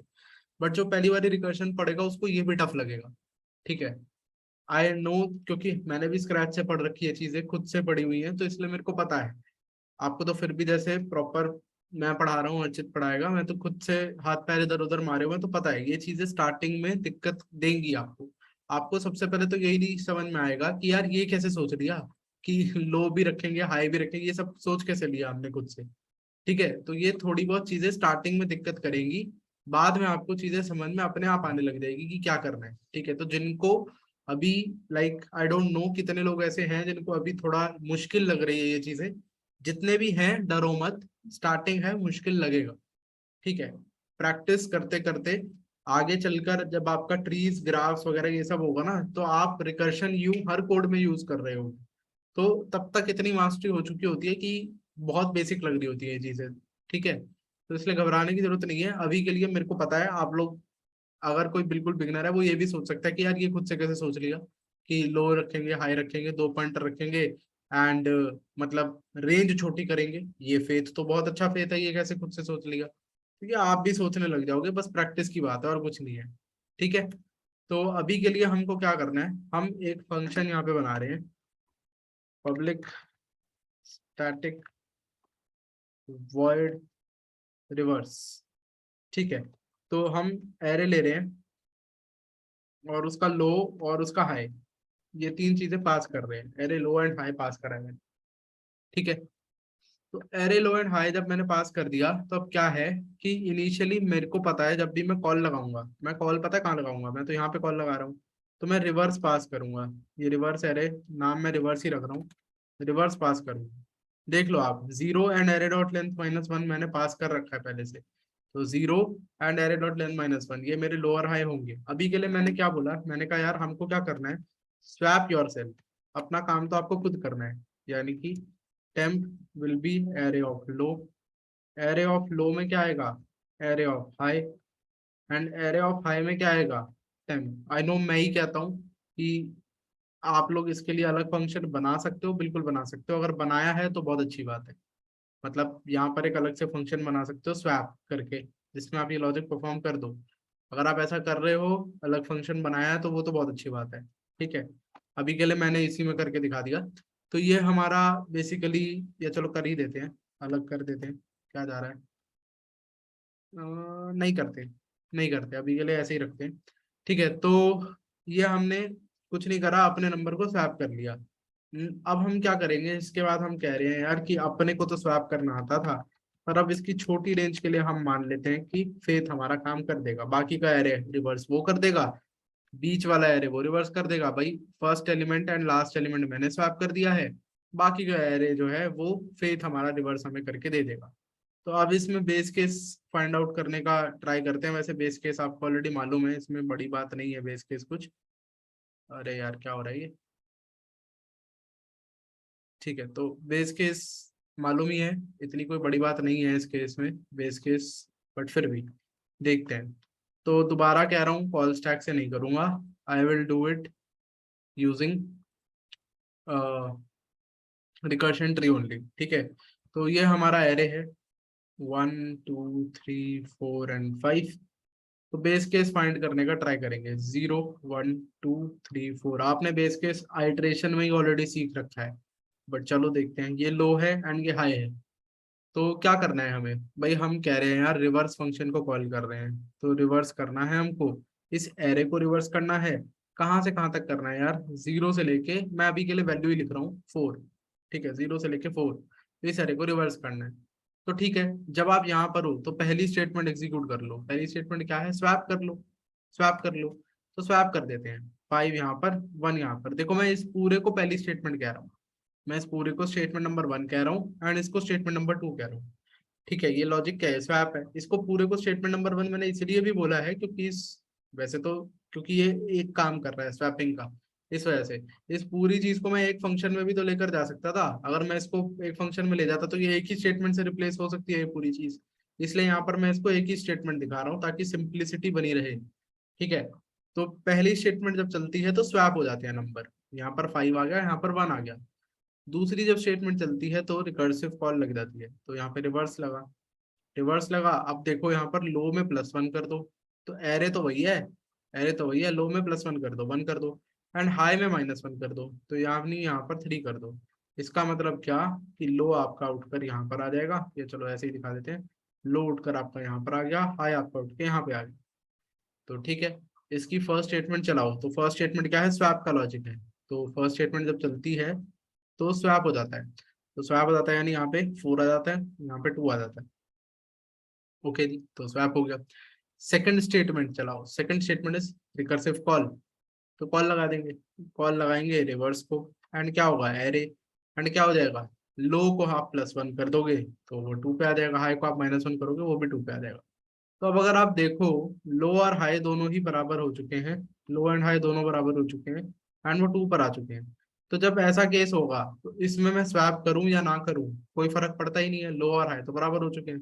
एंड मैंने आपको बताया था कि अगर आप इसको पूरा चला देते हो, यानी लो को आगे कर दो, हाई को पीछे कर दो, पूरा जब जब तक लो और हाई वैलिड है तब तक चला देते हो, तो एरे रिवर्स होता ही नहीं है। ये वाली चीज मैंने रिंग रोटेट वाले क्वेश्चन में बताई थी आपको, शायद जहां तक मेरे को ध्यान आ रहा है, रिंग रोटेट में बताई थी। तो अगर आप, नहीं उसमें बताई थी, ट्रांसपोज वाला जो था स्पाइरल, वो 90 डिग्री, रोटेट बाय 90 डिग्री, उसमें बताया था। तो अगर आप पूरा लो को आगे तक चला देते हो और हाई को पीछे तक चला देते हो तो वो रिवर्स ही नहीं होता। तो आपको चलाना तो तब तक ही होता है जब तक लो लेस देन हाई रहे। इस केस में ये बराबर आ रहे हैं, लेकिन अगर आप सोचो इवन नंबर होते हैं यहाँ पे 1 2 3 4 ये होता, तो क्या होता, लो यहाँ हाई यहाँ, फिर आप काटते, लो को यहाँ लेकर आते, हाई को यहाँ लेकर आते, फिर क्या होता, लो यहाँ आ जाता और हाई यहाँ पे आ जाता। तो इवन नंबर्स के केसेस में लो और हाई कभी बराबर आएंगे ही नहीं, डायरेक्टली लो बड़ा हो जाएगा हाई से। तो जब भी लो या तो बराबर हो जाए हाई से या बड़ा हो जाए, तो आपको रुक जाना है। तो यही आपका बेस केस है इस बारी, तो इस बार ही थोड़ा सा डिफरेंट है बेस केस। हर बार ही जीरो वाला ही बेस केस आता था, इस बार बेस केस थोड़ा डिफरेंट है। क्या कि अगर आपका लो ग्रेटर देन या फिर इक्वल टू हाई है, बड़ा है या बराबर है हाई के, तो उस केस में कुछ नहीं करना, बस रिटर्न कर दो। अगर नहीं है, यानी लो छोटा होगा हाई से, तब आपका ये वाला पूरा लॉजिक चलेगा। क्या समझ में आ गया आपको बेस केस? तो यहाँ लिख भी देता हूँ।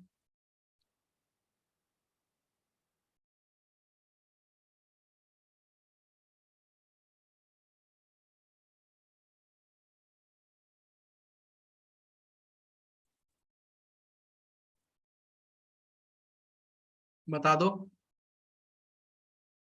समझ में आ गया सब कुछ यहाँ तक? इतना ही है इस क्वेश्चन में, और तो क्या है। ठीक है, तो अगर किसी की प्रॉब्लम सॉल्व नहीं हो रही है सक्सेसफुली, तो उसका रीजन हो सकता है यार, यहाँ पर ये फंक्शंस देख लो एक्स्ट्रा। एक तो इनपुट किस तरीके से हैंडल कर रखा है वो देख लेना, वो आपको मैंने पहले करवा रखा था हैंडल। रिवर्स करने के बाद ये डिस्प्ले फंक्शन मैंने बना रखा है जो एरे को प्रिंट कर रहा है। मतलब क्या कर रहा है, एक एरे को प्रिंट करता है, उसके एलिमेंट स्पेस सेपरेटेड है, उसके बाद एक लाइन छोड़ देता है ताकि इसके बाद कोई और एरे प्रिंट होना हो तो वो नेक्स्ट लाइन से प्रिंट हो। तो ये वाला फंक्शन करेक्ट कर लेना अगर किसी का नहीं हो रहा है सबमिट तो। रिवर्स करने के बाद डिस्प्ले को कॉल लगा रखा है मैंने। ठीक है, तो ये आप कर सकते हो करेक्ट अगर करना हो तो। ये हमारा कंप्लीट कोड ये है।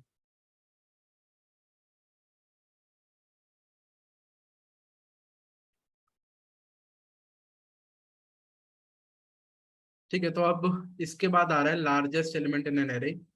ओके, तो ये वाला क्वेश्चन एज अ होमवर्क मैं दे रहा हूँ, बट ये मैं कल डिस्कस करूंगा।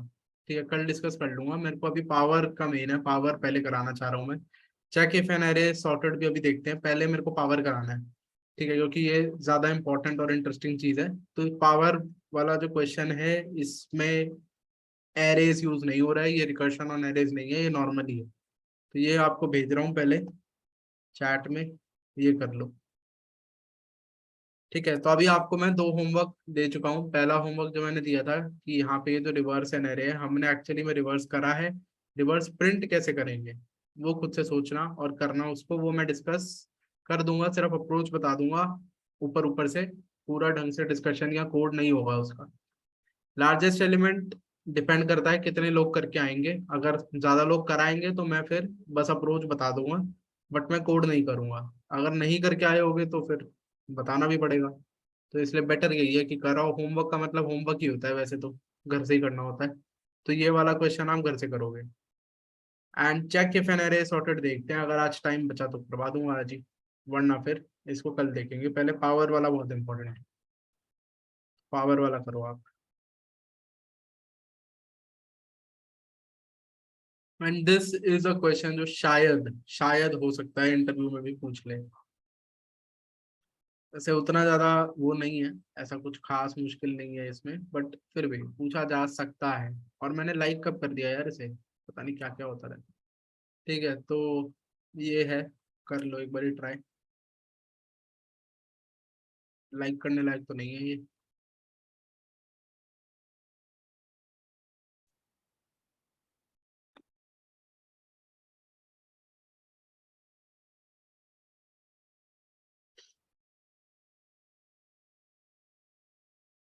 2 मिनट लेके सोच लो, और जिनको पहले से ऑप्टिमाइज अप्रोच पता है वो प्लीज बता मत देना अभी, ना तो चैट में ना अनम्यूट करके।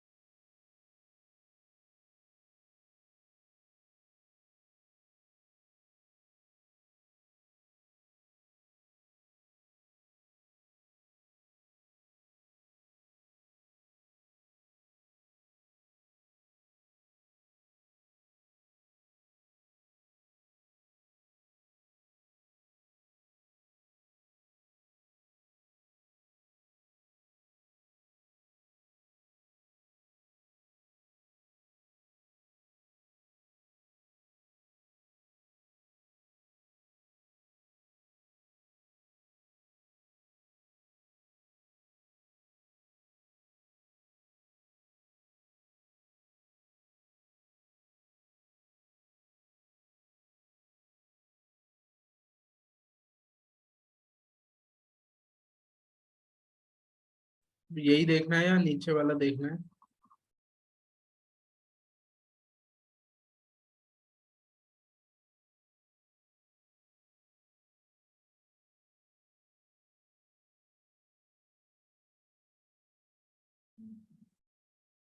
ठीक है,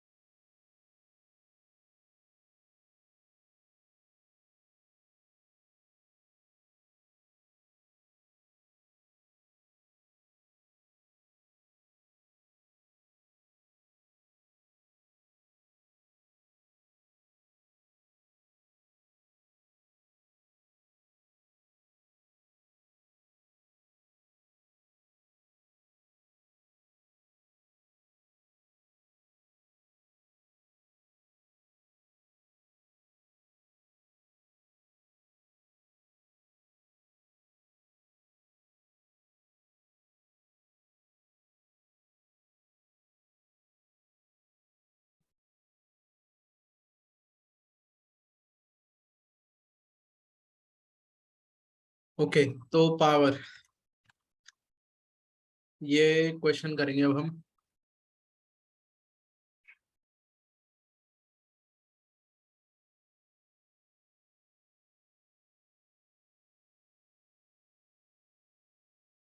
तो पेप कोडिंग के प्लेटफॉर्म पे दो क्वेश्चन दे रखे हैं, power linear and power logarithmic नाम से। वो काफी सिंपलर वर्जन है इसी क्वेश्चन के, मतलब उसमें कुछ डबल वगैरह नहीं दे रखा, इंट दे रखा है, तो वही है। बाकी जो लीनियर एंड लॉगरिथमिक नाम दे रखा है वो टाइम कॉम्प्लेक्सिटी के बेसिस पे दे रखा है। तो मैंने शायद एक चीज बोली थी आपको पहले कि हम टाइम एंड स्पेस कॉम्प्लेक्सिटी में एक पढ़ेंगे रिकर्शन का master formula, which is not masters theorem, masters theorem कुछ और है, बट मैं आपको फॉर्मूला अभी बता रहा हूँ, ठीक है। फॉर्मूला से पहले भी एक और चीज बताता हूँ।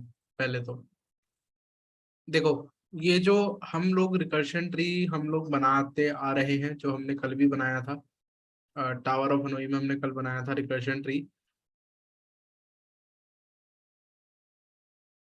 जैसे ये एक रिकर्शन ट्री है, ठीक है। तो चलो इससे तो और कंफ्यूज ही हो जाओगे। देखो, जो रिकर्शन ट्री बनता है या कोई भी ट्री बनता है ना इन जनरल, ये हमारा ट्री है, ये उसकी एक नोड है, लेट से, ठीक है। इसको नोड कहते हैं, नोड कहते हैं, ठीक है। मतलब जो कॉल वाले के लिए दिखा रहा था जो मैं, जैसे ट्री का बेसिक स्ट्रक्चर ना कुछ ऐसे दिखाते हैं, ठीक है। कुछ इस तरीके से दिखाते हैं एक ट्री को। ये ट्री है, एक ट्री एक डेटा स्ट्रक्चर होता है, ठीक है, जो आप आगे पढ़ोगे। तो ये जो होती है ये उसकी नोड है, मतलब जिसके अंदर डेटा पड़ा होता है। जैसे मान लो यहाँ 10 पड़ा है, 20 पड़ा है, 30 पड़ा है, यहाँ 40 पड़ा है, तो ये नोड है, ठीक है। तो ये हमारा एक तरीके से नोड है अगर ट्री का, ठीक है, रिकर्शन ट्री का या किसी भी ट्री का, अभी हम रिकर्शन ट्री की बात कर रहे हैं स्पेसिफिकली। तो इसके यहाँ पर ये जो नोड है ये दिखा रही है कि यार एक कॉल लेफ्ट में मतलब एक कॉल लग रखी है, एंड ये वाली नोड दिखा रही है कि एक और कॉल लग रखी है। ये जो एज है, ये जो एज दिखा रही है ना, जो दो एज बना रखी है इस वाली नोड से, इसका मतलब है इस वाली नोड से जब एक कॉल लगी तो यार आप इस नोड पर पहुंच गए, इस वाली नोड से जब दूसरी कॉल लगी तो आप इस वाली नोड पे पहुंच गए। ठीक है, तो जो ये रीजन है, जो पहले वाली मतलब पहली वाली फर्स्ट रिकर्शन कॉल से भी पहले वाला रीजन दिख रहा है आपको, फर्स्ट रिकर्शन कॉल से भी पीछे दिख रहा है ये वाला रीजन, इस रीजन को हम लोग कहते हैं प्री रीजन। ठीक है, ये प्री रीजन होता है हमारा। ट्री में आप प्री ऑर्डर पढ़ोगे, pre order is basically pre order traversal, एक तरीके का ट्रेवर्सल होता है, ट्री को ट्रैवर्स करने का एक तरीका होता है। तो अभी हम उन चीजों में नहीं जा रहे, बस ये समझ लो कि अगर रिकर्शन कॉल्स हैं, आप रिकर्शन ट्री में जो बनाया है तो इसको हम प्री रीजन कहते हैं। जो दो calls, if there are two calls, if there are two calls, ये सिर्फ तभी बात है। ठीक है, जो अब बताने वाला हूँ, प्री रीजन तो हमेशा होता है। अभी बताता हूँ, चलो क्लैरिटी दे देता हूँ, पहले मैं डायग्राम पूरा कर दूं। इस वाले रीजन को हम इन रीजन कहते हैं, इन रीजन कहते हैं, एंड इस वाले को हम पोस्ट रीजन कहते हैं। अब जो मैं बताना चाह रहा था वो पॉइंट क्या है, अगर आपके रिकर्शन ट्री में दो से ज्यादा कॉल हुई तो भैया यहाँ पर एक कॉल, ये दूसरी कॉल, ये तीसरी कॉल, तो आपको क्या लग रहा है अब इसमें क्या चेंज हो जाना चाहिए? अगर तीन कॉल हो गई है तो इन डेफिनेशंस में से क्या चीज ऐसी है जो चेंज होनी चाहिए और क्या सेम रहना चाहिए अभी भी? बताओ, कुछ लग रहा है देखकर? खुद थोड़ा सा सोचो, कॉमन सेंस का यूज करो यहाँ पे।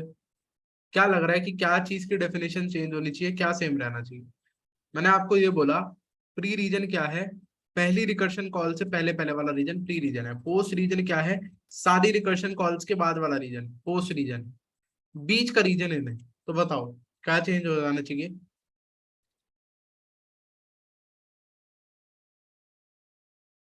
इन रीजन यार, इन रीजन देखो, इन क्या है? दो के बीच का रीजन है। ठीक है, दो कॉल्स के बीच के रीजन को इन कह रहे हैं। यहाँ पर भी दो कॉल है, यहाँ पर भी दो कॉल है, तो इन रीजन कौन सा है इनमें से? तो एक्चुअली में ये कंसेप्ट होता है, जिनको नहीं पता वो आज सुन लो। In order traversal, in order traversal binary tree में ही होता है, सिर्फ जेनेरिक ट्री में नहीं होता।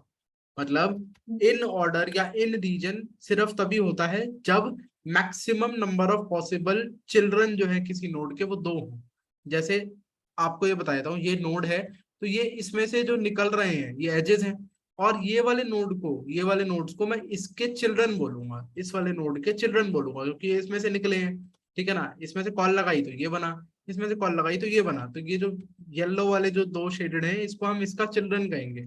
ठीक है, तो जब मैक्सिमम पॉसिबल चिल्ड्रन दो होते हैं ना, दो मतलब ज्यादा से ज्यादा दो चिल्ड्रन, मैक्सिमम पॉसिबल कह रहा हूँ, मिनिमम जीरो भी हो सकता है कि भाई मान लो आपका ये ट्री हो, ये एक ट्री है।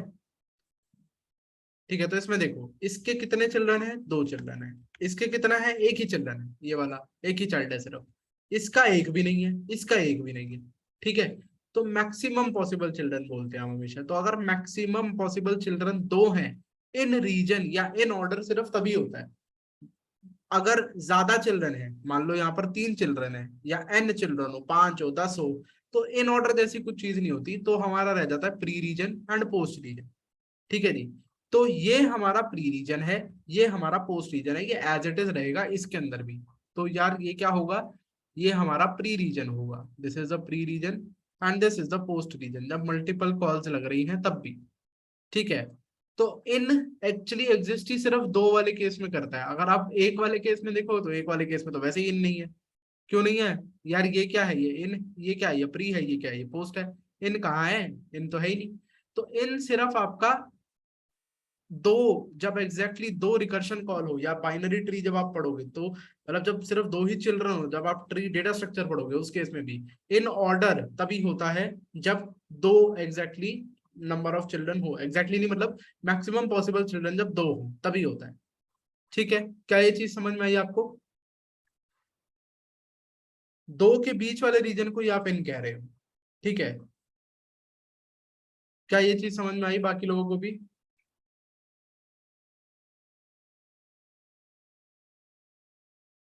ओके, अब इसका क्या रीजन, मतलब मेरा क्या रीजन है ये बताने का, वो मैं अभी बताऊंगा आपको। पहले तो आप अपने कोड में देखते हैं।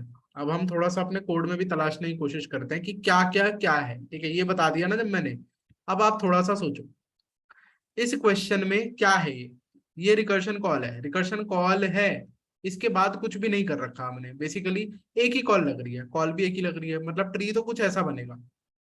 बट अगर आप देखो, मैंने रिकर्शन कॉल से पहले तो कुछ काम कर रखा है, उसके बाद में कुछ नहीं कर रखा। मैं क्या कह सकता हूँ कि मैंने पोस्ट ऑर्डर में कोई काम नहीं करा है। पोस्ट ऑर्डर या पोस्ट कह लो आप, सिर्फ पोस्ट में, पोस्ट रीजन में, पोस्ट ऑर्डर में मैंने कोई काम नहीं करा है। प्री ऑर्डर में कुछ काम हो रखा है। क्या काम है? 2 नंबर को स्वैप करना। 2 नंबर को स्वैप करना टाइम कॉम्प्लेक्सिटी में पढ़ा दूंगा। इट्स अ कांस्टेंट ऑपरेशन, सिर्फ ऑर्डर ऑफ वन का ऑपरेशन। ठीक है जी। तो यहाँ पर काम कहाँ हो रखा है, आप बस ये समझ लो, यहाँ पर प्री रीजन में काम हो रखा है। ठीक है, ये दिख रहा है आपको। कोड में भी, मतलब आपको अब ये चीज समझनी है, कोड में भी आपको ये वाली चीज नजर आ जानी चाहिए कि प्री रीजन क्या है, पोस्ट रीजन क्या है, ये सब नजर आना चाहिए।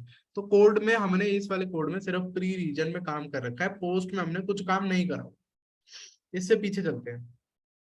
इससे पीछे हमारा क्वेश्चन ये आ गया, display an array. Display an array में अगर आप देखो, फिर से हमने सिर्फ प्री रीजन में काम कर रखा है, प्रिंट करने वाला काम। मतलब यहाँ पर भी क्या है कि यार ये जो प्री रीजन है, यहाँ पर आपने काम कर रखा है। ठीक है, प्री रीजन में आपने काम कर रखा है, पोस्ट में तो आपने कुछ काम ही नहीं करा, कॉल के बाद आपने कुछ काम नहीं करा हुआ। तो ये कॉल लगने के बाद इस वाले रीजन में, ट्री में, आपने कुछ भी काम नहीं कर रखा है। ठीक है, अभी ये जो थ्योरी बता रहा हूँ इसको थोड़ा करके भी दिखाऊंगा, ड्राई रन में भी करके दिखा दूंगा, तो वो टेंशन मत लो। ठीक है, अगर और पीछे चले थोड़ा, टावर ऑफ हनुई देखते हैं। अब टावर ऑफ हनुई इंटरेस्टिंग है। देखो क्यों इंटरेस्टिंग है। टावर ऑफ हनुई में 2 कॉल लग रही हैं। ठीक है, अब अगर आप देखो, ये वाली कॉल मैंने लगाई। ठीक है, ये वाली मैंने कॉल लगाई। ये जो मैंने करा है आंसर, ये क्या करा है मैंने, यहाँ पर कॉल लगा दी। ठीक है, तो मैंने प्री रीजन में यहाँ पर कुछ काम नहीं कर रखा। ये बेस केस है, ये तो सिर्फ एक बार ही चेक होता है, तो ये प्री रीजन वाला काम नहीं है। बेस केस को आप गिनते ही नहीं हो कभी भी किसी भी चीज में, तो बेस केस नहीं गिनना आपने। ठीक है, डायरेक्टली आप देखो आके कॉल ही तो लग रखी है, तो प्री रीजन में तो कुछ काम नहीं हो रखा। पोस्ट रीजन में हाँ, आंसर रिटर्न कर रखा है तो कुछ काम हो रखा है, पोस्ट रीजन में कुछ काम हो रखा है। इसमें इन रीजन आएगा क्योंकि एग्जैक्टली 2 कॉल्स हैं, तो उसके बीच का एरिया जो है वो इन रीजन है। एंड इफ यू सी, जो हम प्रिंट करवा रहे हैं वो हम इन ऑर्डर में प्रिंट करवा रहे हैं टावर ऑफ हनुई के अंदर। तो टावर ऑफ हनुई में काम जो है वो इन ऑर्डर में एंड पोस्ट ऑर्डर में हो रखा है, लेकिन प्री ऑर्डर में कुछ भी काम नहीं हो रखा। ठीक है, तो क्या आपको ये समझ में आ गई सारी चीजें, in order, pre order, post order क्या है? एक बार जल्दी बता दो। पोस्टर में टावर ऑफ हनुई में रिटर्न काम हो रहा है जो। हाँ, रिटर्न काम जो हो रहा है। ठीक। ठीक है, एक बार बता दो, समझ में आ गया? एंड यार मेरे को समझ नहीं आता क्यों लीव करते हैं लोग क्लास बीच में। करनी है तो पूरी कर लो, वरना मत करो। लीव मत करा करो बस बीच में। आप लोगों के लिए कह रहा हूँ, मतलब वो ना काम आधा सा हो जाता है फिर। आधी क्लास अटेंड करी, आधी फिर रिकॉर्डिंग देखनी पड़ेगी, वो आधी कई बारी फिर छूट ही जाती है। बाकी लोग प्लीज बता दो समझ में आया ये वाली चीज। अब मैं फॉर्मूला लिख देता हूँ यहाँ पे। तो जो फॉर्मूला है, तब तक बता दो चैट में। जो फॉर्मूला है वो ये होता है, टाइम कॉम्प्लेक्सिटी का formula in case of recursion.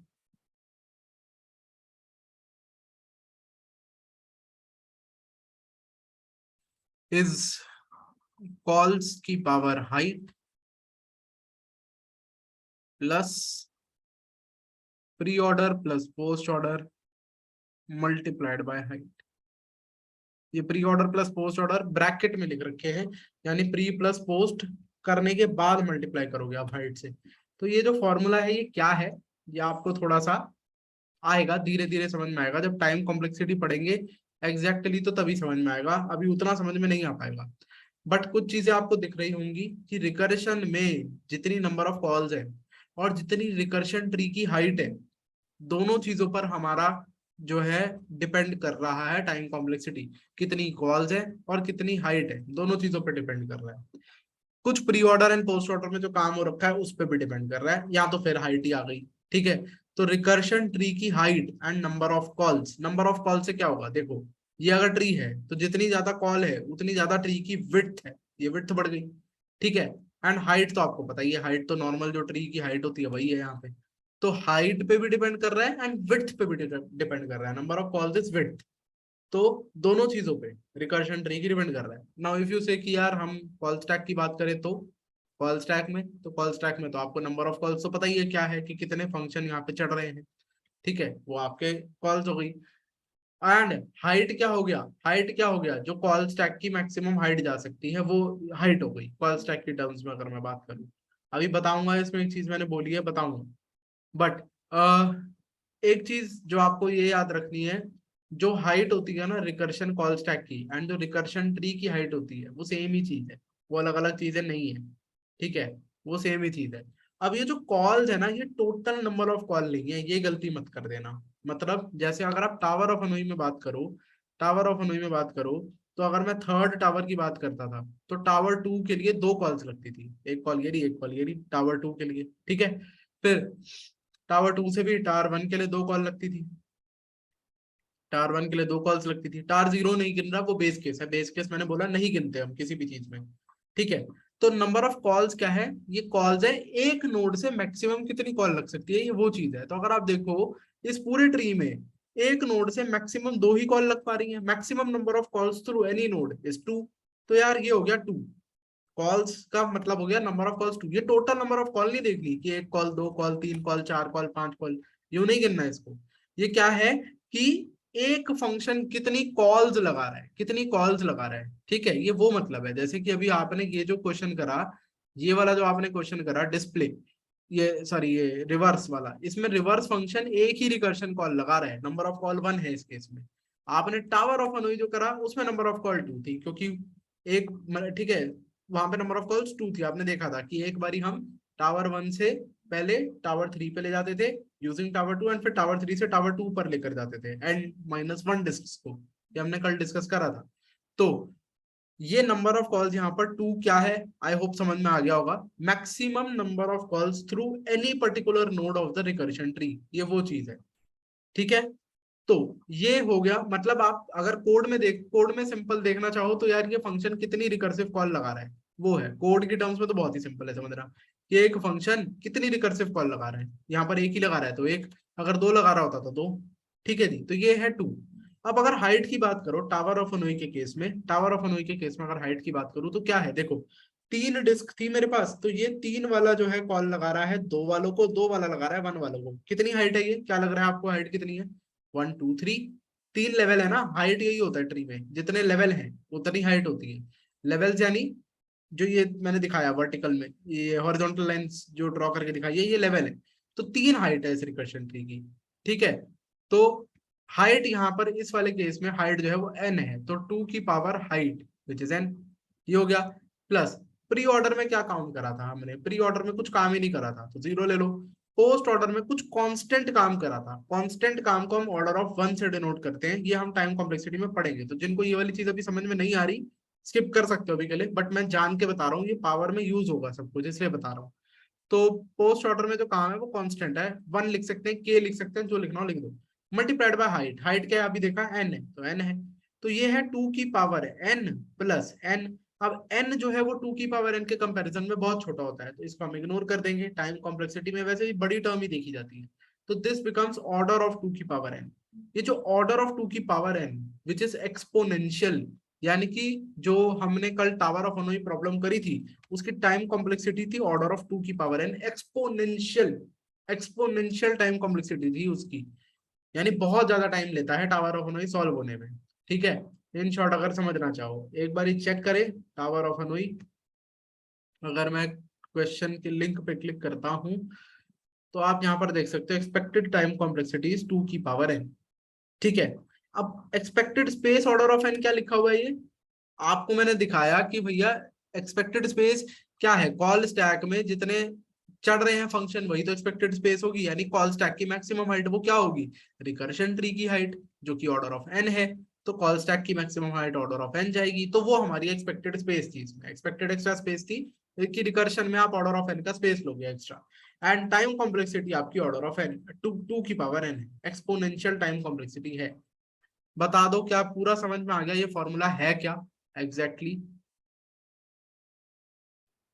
जब हम टाइम एंड स्पेस कॉम्प्लेक्सिटी पढ़ेंगे तो हम एक एक क्वेश्चन जो हम कर चुके हैं अभी तक किसी भी टॉपिक को, हम सबकी टाइम कॉम्प्लेक्सिटी और स्पेस कॉम्प्लेक्सिटी निकाल निकाल के देख रहे होंगे। रिकर्शन के लिए ये फॉर्मूला है। अब फाइनली बताओ, समझ में आ गया ये फॉर्मूला अच्छे से?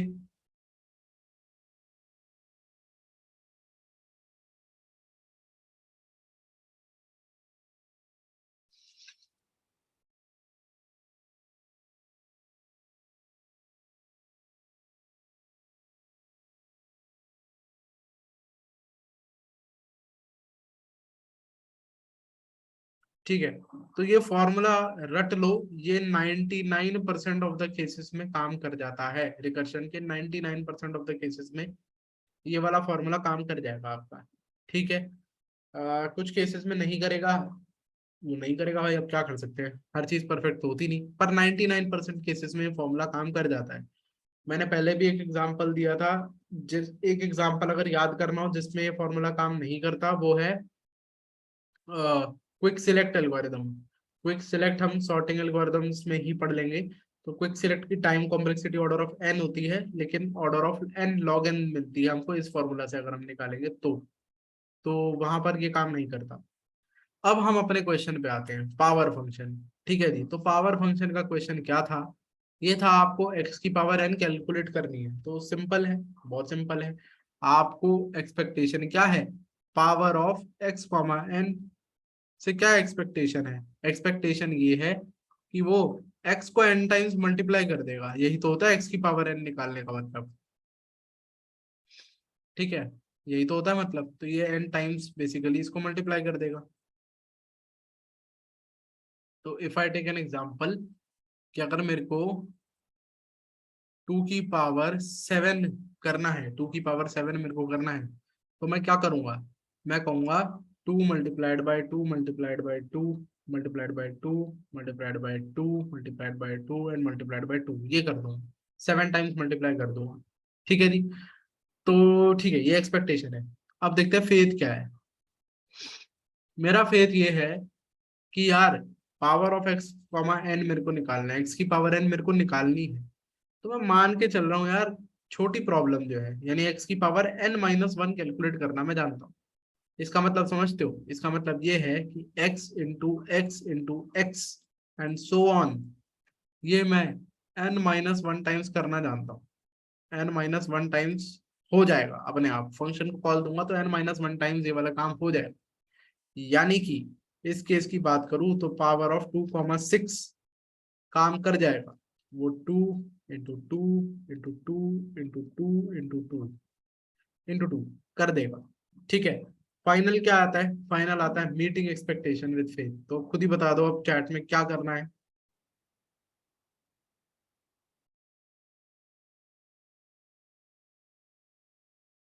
क्या करना है खुद ही बता दो।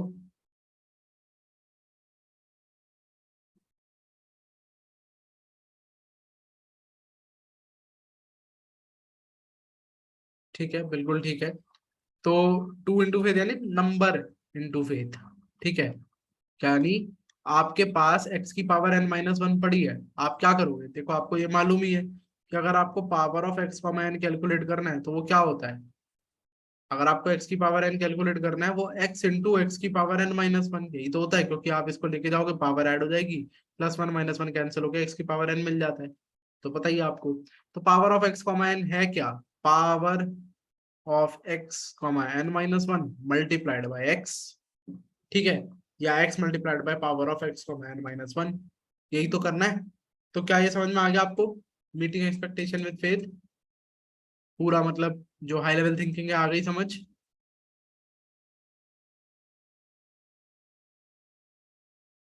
और लोग, क्या हाई लेवल थिंकिंग समझ में आई सबको?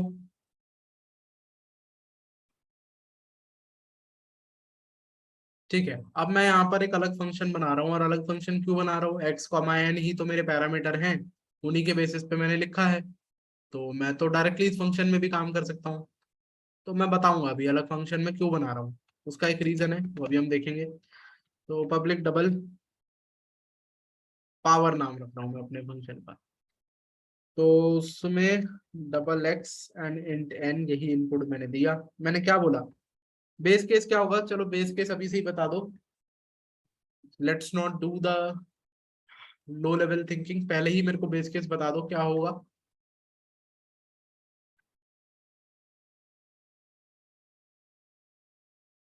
देखो आप जब x की पावर n को कैलकुलेट कर रहे हो तो उसके लिए फेथ आप x की पावर n माइनस वन रख रहे हो, इसके लिए फेथ क्या हो जाएगा, x की पावर n माइनस टू हो जाएगा। करते करते कभी तो ऐसा टाइम आएगा जब ये n जीरो हो जाएगा।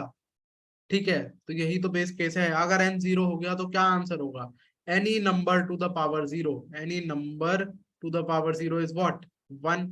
तो यानी कि अगर n जीरो है, if n is zero then return one, ये हमारा बेस केस होगा। क्या ये बात समझ में आ गई सबको, क्या ये वाली बात सबको समझ में आई? ओके, तो this is the base case. तो सिंपल है, बेस केस भी मैं पहले ही लिख के चल रहा हूँ, अगर n जीरो है तो वन रिटर्न कर दो, because any number to the power zero is one. तो मैं ना यहाँ पे एक वेरिएबल बना के दिखा रहा हूँ आपको जानबूझ के, small answer is power of, आप डायरेक्टली भी लिख सकते हो, तो x n माइनस वन ये लिख दिया मैंने, या चलो नहीं भी लिखते, नहीं लिखते, डायरेक्टली पता है क्या कर रहा हूँ, return x into power of x n minus one, यानी x मल्टीप्लाइड बाय x की पावर n माइनस वन, यही तो पावर ऑफ x होता है। अब पता है दिक्कत इस क्वेश्चन में ये है कि जो आपको n दे रखा है वो नेगेटिव भी हो सकता है, जैसे कि n आपका माइनस टू, नेगेटिव भी हो सकता है। तो नेगेटिव को कैसे हैंडल करना है, बहुत बेसिक चीज जो आप लोगों ने स्कूल वगैरह में पढ़ रखी है। क्या, अगर आपको x की पावर माइनस n कैलकुलेट करने को बोला जाए तो इसको मैं लिख सकता हूँ equal to one by x की पावर n। ठीक है, वन बाई एक्स की पावर n लिख सकता हूँ, तो बस वही लिख दूंगा, वही काम कर दूंगा। क्या मतलब, देखो मेन जो हमारा फंक्शन है वहां पे इसको हैंडल कैसे कर रहा हूँ, कि अगर n नेगेटिव है तो क्या करना होता है, अगर आपका x माइनस एन है तो ऑब्वियसली क्या है, देखो जैसे अगर आपको टू की पावर माइनस सिक्स कैलकुलेट करना हो तो आप इसको वन बाय टू की पावर सिक्स लिख दोगे। ठीक है, तो वही कर रहा हूं मैं। अगर आपका n नेगेटिव है तो क्या रिटर्न करना है, रिटर्न करना है, डबल में है इसलिए 1.0 लिख रहा हूँ, divided by power of x n। सही लिखा है गलत लिखा है कुछ, सही लिख दिया या कुछ गलत लिख दिया?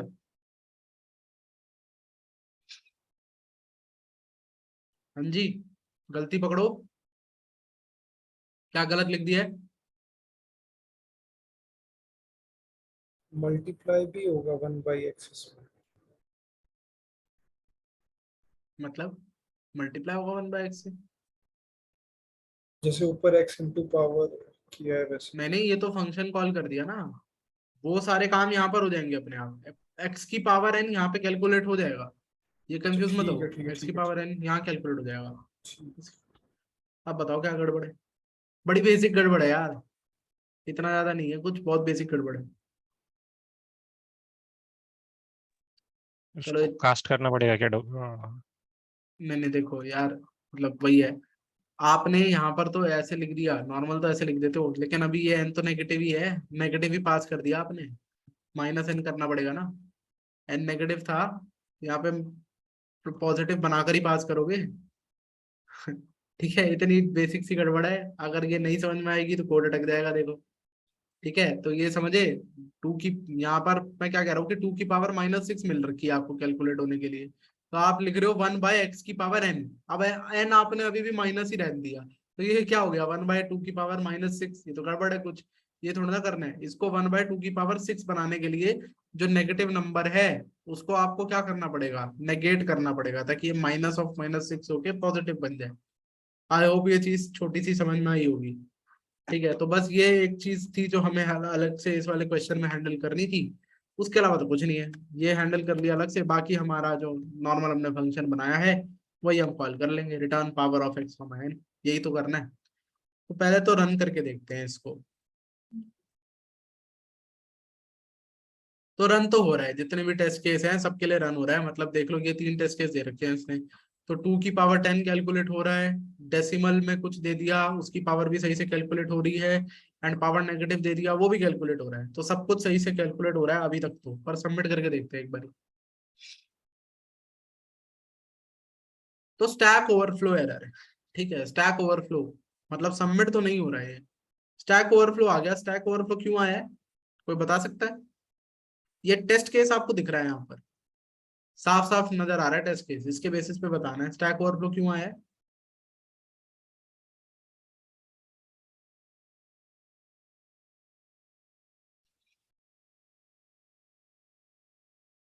देखो लीड कोड पे स्टैक ओवरफ्लो आ गया इस टेस्ट केस पे।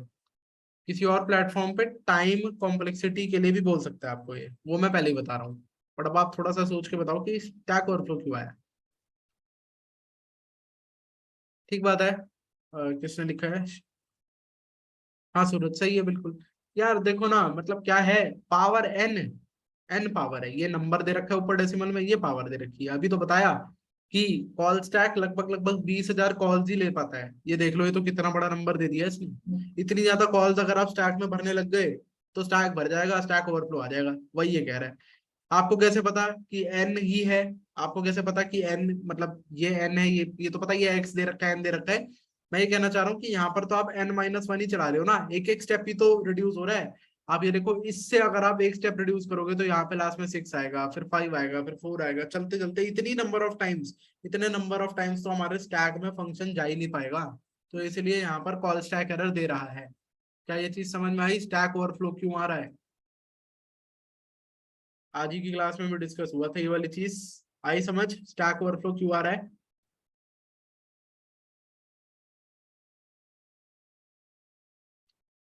स्टैक ओवरफ्लो एन की बहुत लार्ज वैल्यू होने की वजह से आ रहा है। ठीक है, तो दिस गिव्स स्टैक ओवरफ्लो। मैं यहाँ लिख देता हूं।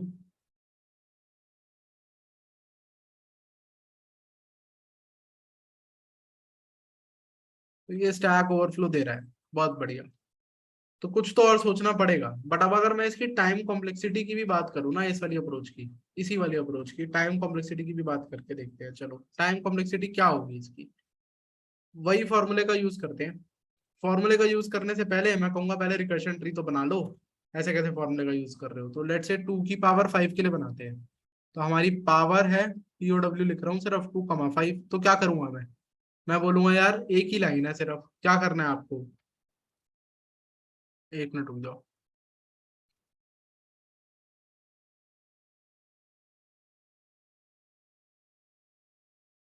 ठीक है, तो लाइन तो एक ही है, आपको एक्स को मल्टीप्लाई करना है, जो भी रिकर्शन कॉल से आंसर आएगा वहां से। तो पहले आंसर मंगवा लो ना। पावर ऑफ 2,4 मंगवाओगे क्योंकि n-1 कर है। ये आगे कॉल लगा देगा, 2,3 को लगा देगा। फिर ये किसको लगा देगा? 2 को लगा देगा। फिर ये लगा देगा 1 को, एंड ये लगा देगा 0। फिर जैसे ही 0 आएगा तो आप यहाँ से क्या रिटर्न करेंगे? एन 0 होता है तो आप 1 रिटर्न कर देते हो, तो यहाँ से 1 रिटर्न हुआ। अब 1 रिटर्न हुआ तो क्या है, इसकी क्या लाइन है, पूरी पूरी एग्जीक्यूट नहीं हुई थी, 1p लग गया था, एक लाइन एग्जीक्यूट होने में ही पॉज लग गया था। तो क्या है कि इसको यहाँ से जो आंसर मिला उसको आपको x से मल्टीप्लाई करना है। x यहाँ पे 2 है, तो यानी आप यहाँ पर 2 × 1 करके रिटर्न कर रहे होगे, 2 × 1 करके विच इज 2, ये आपने रिटर्न कर।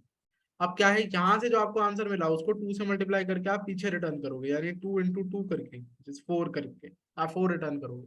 अब यहाँ से जो आपको आंसर मिला उसको 2 से मल्टीप्लाई करके आप पीछे रिटर्न करोगे, यानी 2 × 4 करके आप रिटर्न करोगे विच विल बी 8। एंड यहाँ पे क्या करोगे, अब जो आपको आंसर मिला उसको 2 से रिटर्न करोगे, तो 2 से मल्टीप्लाई करके रिटर्न कर रहे होगे यहाँ पर। तो 2 × 8 करके 16 रिटर्न कर रहे होगे। एंड फाइनली ये क्या करेगा, इसको जो यहाँ से नीचे से आंसर मिला उसको 2 से मल्टीप्लाई करके रिटर्न कर देगा विच इज 32। तो आपको 2 की पावर 5 32 आपका आंसर मिल जाएगा। ठीक है, तो this is how this function is working. ये इसका रिकर्शन ट्री है। तो रिकर्शन ट्री अगर हमें समझ में आता है तो हम इसकी टाइम कॉम्प्लेक्सिटी देखते हैं। बताता हूँ सुमित, एक मिनट रुक जाओ। जो इसकी टाइम कॉम्प्लेक्सिटी है वो क्या है, देखो कॉल्स की power height plus pre order plus post order into height, ये हमारा फॉर्मूला है। तो कॉल क्या है, कॉल एक एक कॉल ही तो लग रही है भाई, इसने भी एक कॉल लगाई, इसने भी एक कॉल लगाई, तो कॉल तो एक ही है। 1 की पावर हाइट कितनी है, देख लो जितनी पावर है, 5 4 3 2 1। मैंने बोला बेस केस को इग्नोर ही करते हैं। तो यार 1 2 3 4 5, 5 इसकी हाइट है विच इज n है इसकी हाइट। जितनी आपको n की वैल्यू दे रखी है पावर की उतनी हाइट है, तो 1 की पावर n प्लस। यहाँ पर देखें अगर हम प्री ऑर्डर, तो देखते हैं यार प्री ऑर्डर में क्या काम हुआ है। प्री ऑर्डर में कुछ काम हो रखा है? नहीं। पोस्ट ऑर्डर में कुछ काम हो रखा है? नहीं। तो कांस्टेंट काम हो रखा है। जब कुछ काम नहीं हो रखा ना तो उसको हम कांस्टेंट कहते हैं। ठीक है, जब कुछ काम नहीं हो रखा तो हम कह रहे हैं कांस्टेंट काम हो रखा है, मतलब ऑब्वियसली। ठीक है, आप यहाँ पे जीरो नहीं लिखोगे, जीरो नहीं लिखोगे। प्री ऑर्डर में कुछ काम हो रखा है, नहीं हो रखा तो कांस्टेंट काम हो रखा है। लेट्स से सम K1 काम हो रखा है। पोस्ट ऑर्डर में कुछ काम हो रखा है, नहीं, सम K2 हो रखा है। Multiplied by height of the tree, height है n।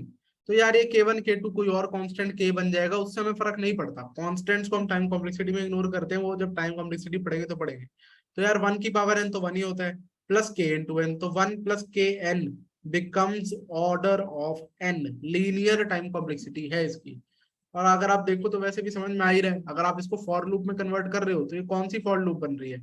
यार 1 से लेके less than equal to n चलो, i प्लस प्लस करो और क्या करो, अपने आंसर को मल्टीप्लाई इक्वल टू x कर दो। आंसर को हर बार x से मल्टीप्लाई करते रहो, n टाइम्स ऐसा कर दो। तो ऑर्डर ऑफ n ही तो होनी चाहिए टाइम कॉम्प्लेक्सिटी।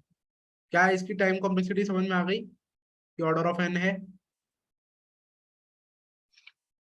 हाँ जी, आ गया समझ?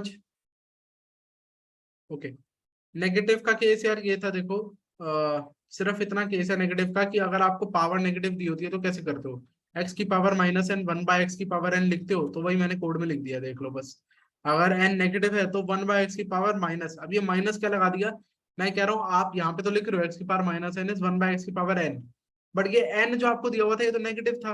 अगर आप 2 की पावर -6 को 1/2 की पावर n ही लिख दोगे तो आप -6 ही वापस पास कर रहे हो। तो उसको पॉजिटिव बनाकर भेजना है आपने, इसलिए एक माइनस इसके आगे लगाना पड़ेगा आपको। यहाँ पर एक माइनस लगाना पड़ेगा। तो लेट से आपको 2 की पावर -6 दिया था, तो मैं कह रहा हूँ 1/2 की पावर माइनस ऑफ -6 बन जाएगा, जैसे वो पॉजिटिव हो जाए। ठीक है, तो किसने बुझा? सुमित। ओके। तो ये यहाँ तक हमने देख लिया। अब यार क्या हम इसको किसी बेटर कॉम्प्लेक्सिटी में सॉल्व कर सकते हैं? तो हाँ यार कर सकते हैं। देखो, अगर मेरे को 2 की पावर 6 को कैलकुलेट करना हो तो मैं पता क्या कह रहा हूँ, 2 की पावर 6 को कैलकुलेट करना है तो आप इसको क्या करो, आप इसको ना पावर ऑफ क्या करो, 2,3 मल्टीप्लाइड बाय पावर ऑफ 2,3, ये कर दो। ठीक है, 2 की पावर 3 को 2 बार मल्टीप्लाई कर दोगे, ठीक है, आपको आंसर मिल जाएगा पावर ऑफ 2,6 का। अगर आपको पावर ऑफ 2,7 दूं मैं, एक और नंबर दे दूं, तब क्या करोगे? तो अगर आप पावर ऑफ 2,3 करते हो and multiplied by power of 2,3 करते हो तो ये तो 2 की पावर 6 ही बना। तो एक बारी 2 से एक्स्ट्रा मल्टीप्लाई कर दो। यानी कि मैं ये कह रहा हूँ कि अगर आपको x की पावर n कैलकुलेट करना है, ठीक है, इफ n इज इवन, यानी n मॉड 2 आपका 0 है, n आपका इवन है अगर, तो आपका आंसर क्या है? x, मतलब आपका आंसर क्या है? आपका आंसर है power of n comma x by two, sorry x comma n by two आदि power multiplied by power of x comma n by two. ठीक है, यही तो है आपका आंसर। वरना आपका आंसर क्या है? अगर ऑड है n तो आपका आंसर है x multiplied by power of x comma n by two multiplied by power of x comma n by to. इससे क्या होगा कि आप आधे ही टाइम, आप फॉर लूप अगर इमेजिन करो इसकी तो बहुत सिंपल है, आप आधे ही टाइम सिर्फ चल रहे हो। पहले आप n तक चल रहे थे, अब आप n/2 तक सिर्फ चल रहे हो, और n/2 तक चलकर फॉर लूप में आपने एक बार आंसर कैलकुलेट कर लिया, उसको 2 बारी मल्टीप्लाई कर पा रहे हैं। बताओ क्या ये चीज समझ में आई आपको? क्या ये वाली चीज आपको समझ में आई कि काम रिड्यूस हो जाएगा 2 की पावर n, मतलब सॉरी x की पावर n है तो पूरा n टाइम नहीं जाना आपको। ठीक है, आप बस n/2 कैलकुलेट कर लो एक बारी एंड उसको 2 बार मल्टीप्लाई कर लो। जो मैंने वर्ड बोले वो ध्यान से सोचना। एक बारी x की पावर n/2 को कैलकुलेट कर लो, मल्टीप्लाई 2 बारी कर लो। ये इंपॉर्टेंट चीज बोल दी है मैंने यहाँ पे, तो उसको सोचते हैं थोड़ा सा। ठीक है, अगर मैं यहाँ पर इसी चीज को कोड में इंप्लीमेंट करने की कोशिश करूं तो मैं पता क्या करता हूँ, प्लीज जिनको पता है आइडिया है वो चैट वैट पे मत लिखना, ना ही अनम्यूट करना अभी बोलने के लिए। ठीक है, रुक जाना 2 मिनट, मेरे को यहाँ पर गलती दिखानी है जो आप में से मैक्सिमम लोग कर सकते हो। क्या गलती कर सकते हो? आप यूं चेक करोगे, क्या n मॉडुलस 2 0 है? अगर 0 है तो मेरा आंसर, मैंने क्या बोला? मैंने बोला यार power of x comma n/2 multiplied by power of x comma n/2, यही तो है। आधी पावर मल्टीप्लाइड बाय आधी पावर। अगर 2 की पावर 6 है तो वो 2 की पावर 3 मल्टीप्लाइड बाय 2 की पावर 3 ही तो है। सही बात है, क्या गलत है इसमें? बिल्कुल ठीक है। वरना आपका आंसर क्या है? यहाँ पे एल्स लिखने की जरूरत नहीं है क्योंकि रिटर्न लिख रखा है, तो ऑब्वियसली अगर ये हिट करता है तो रिटर्न, ये हिट करता है तो रिटर्न, वरना एल्स ही बचा सिर्फ। तो अगर ऑड है पावर, अगर पावर ऑड है तो क्या रिटर्न करोगे? एक्स पहले मल्टीप्लाई कर दोगे, बाकी फिर यार ये वाली चीज एज इट इज कॉपी हो जाएगी। ठीक है, ये वाली चीज एज इट इज कॉपी हो जाएगी। तो ये मेरे को बेटर अप्रोच लग रही है, अपनी पिछली अप्रोच से ये वाली अप्रोच मेरे को बेटर लग रही है, क्योंकि पावर n/2 वाला खेल मैं खेल रहा हूँ यहाँ पे। ठीक है जी, तो यहाँ पर एक बारी ही करना है। ठीक है, यहाँ पे मैंने पावर आधी कर दी है, तो ये मेरे को थोड़ा बेटर अप्रोच लग रही है। रन करके देखता हूँ पहले तो एग्जाम्पल टेस्ट केसेस पे कि चल रहा है या नहीं। चलो चल रहा है, सबमिट करके देखते हैं एक बारी से।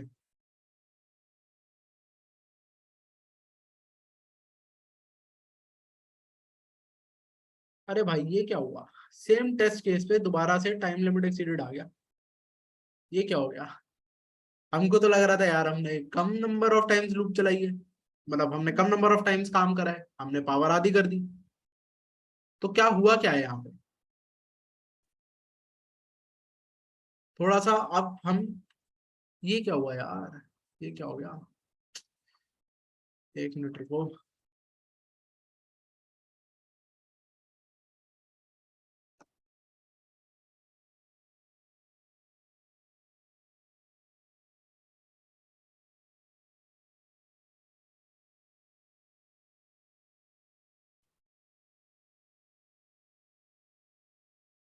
ओके, तो मैं ये कह रहा था कि ये हमारा टेस्ट केस यहाँ पर भी फेल हुआ है।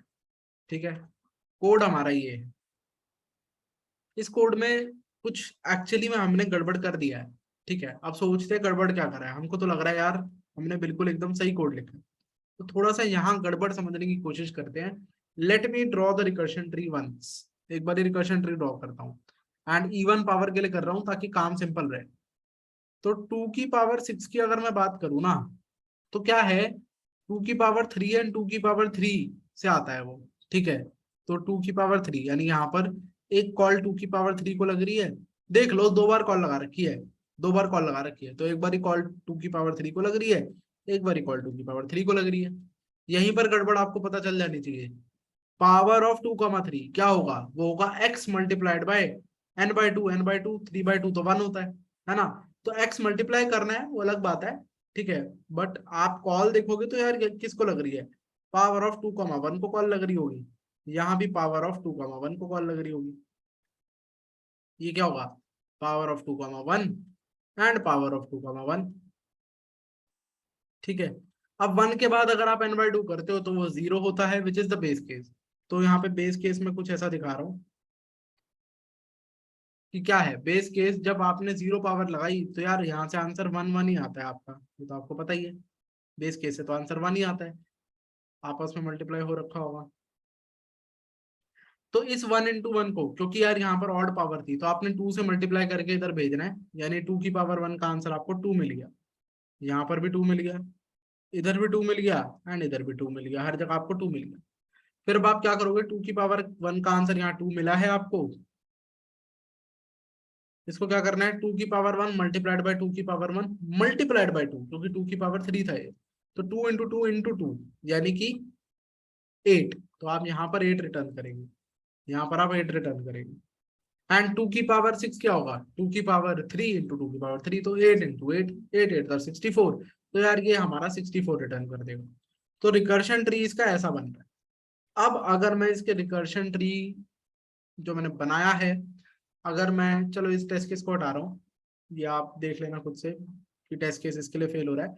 अब मैं वापस वो फॉर्मूला लगाता हूँ, कॉल्स की power height plus pre order. Pre order क्या है?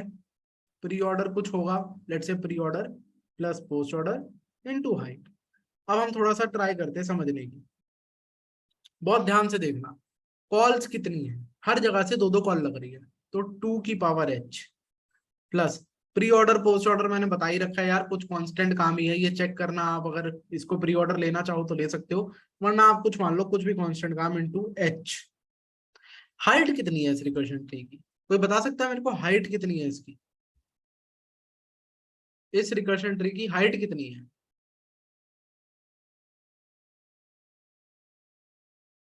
ठीक है, तो देखो क्या चीज है ना, इसकी हाइट है approximately log n, approximately log n इसकी हाइट है। कैसे है, थोड़ा सा अगर आपको आइडिया मेरे को देना हो तो आप यहाँ पर इस ट्री को 8 के लिए बनाकर देखना, पावर 8 के लिए बनाकर देखना।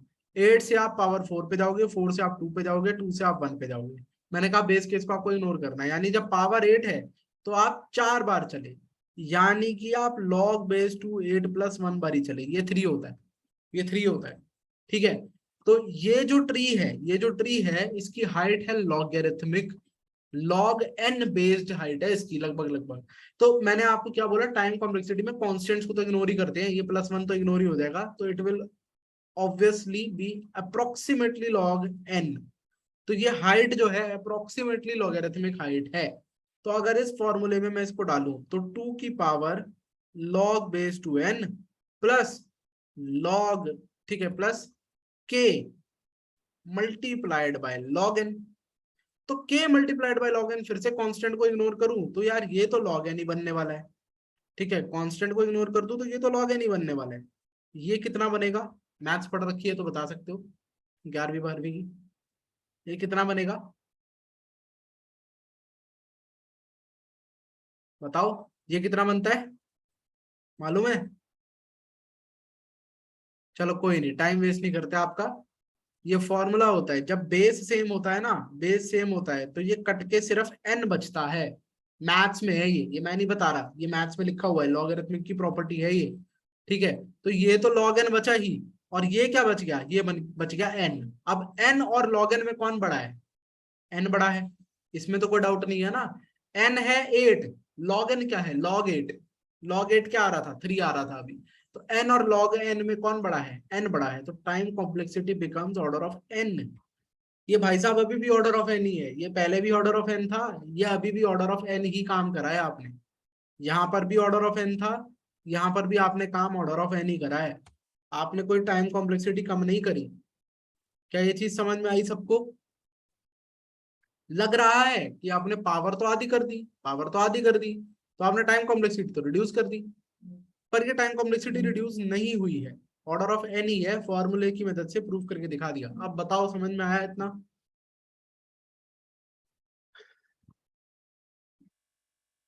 थोड़ा जल्दी बताओ।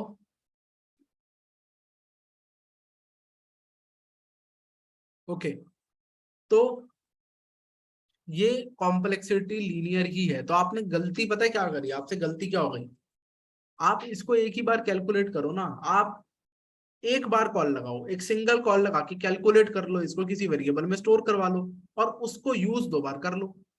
व्हाट आई वांट टू से इज, यहाँ पर आप एक वेरिएबल बना लो, टेम्प या स्मॉल आंसर नाम का मैं वेरिएबल बना रहा हूँ, डबल डबल स्मॉल आंसर। क्या है स्मॉल आंसर, स्मॉल आंसर है power of x comma n by 2। And अब आप इस स्मॉल आंसर वाले वेरिएबल को लिख दो हर जगह पावर की जगह, तो यहाँ भी लिख लो स्मॉल आंसर, ठीक है, यहाँ भी लिख लो इसको स्मॉल आंसर, सेम यहाँ पे भी लिख लो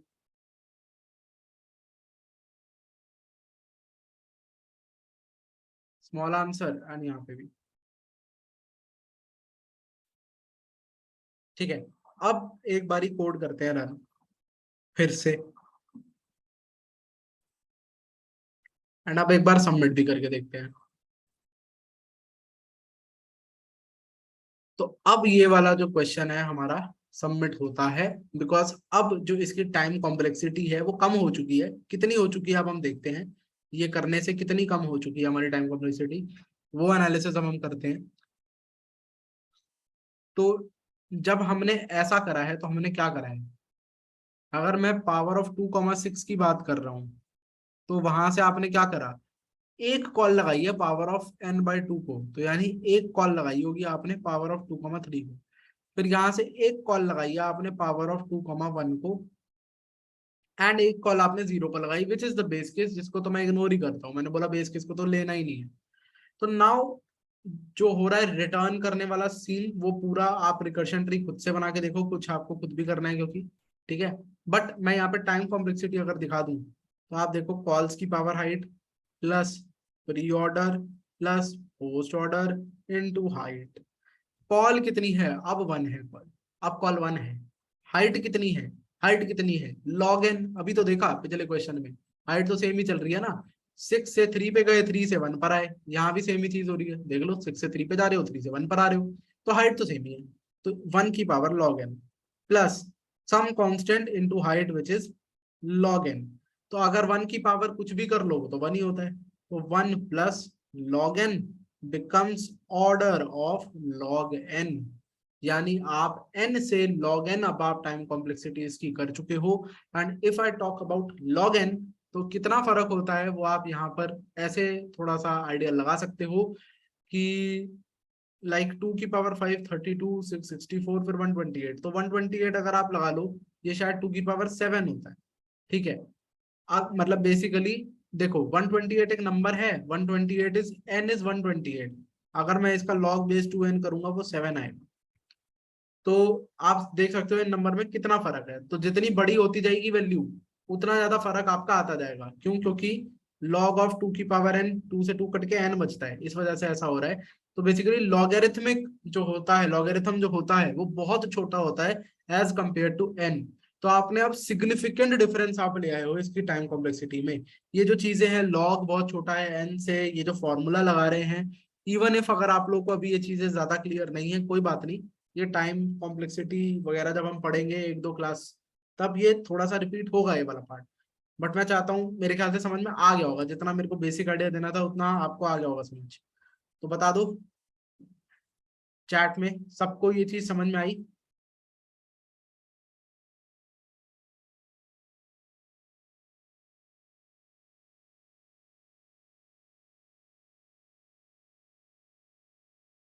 और लोग भी बता दो एक बारी। हाँ भैया आ गई।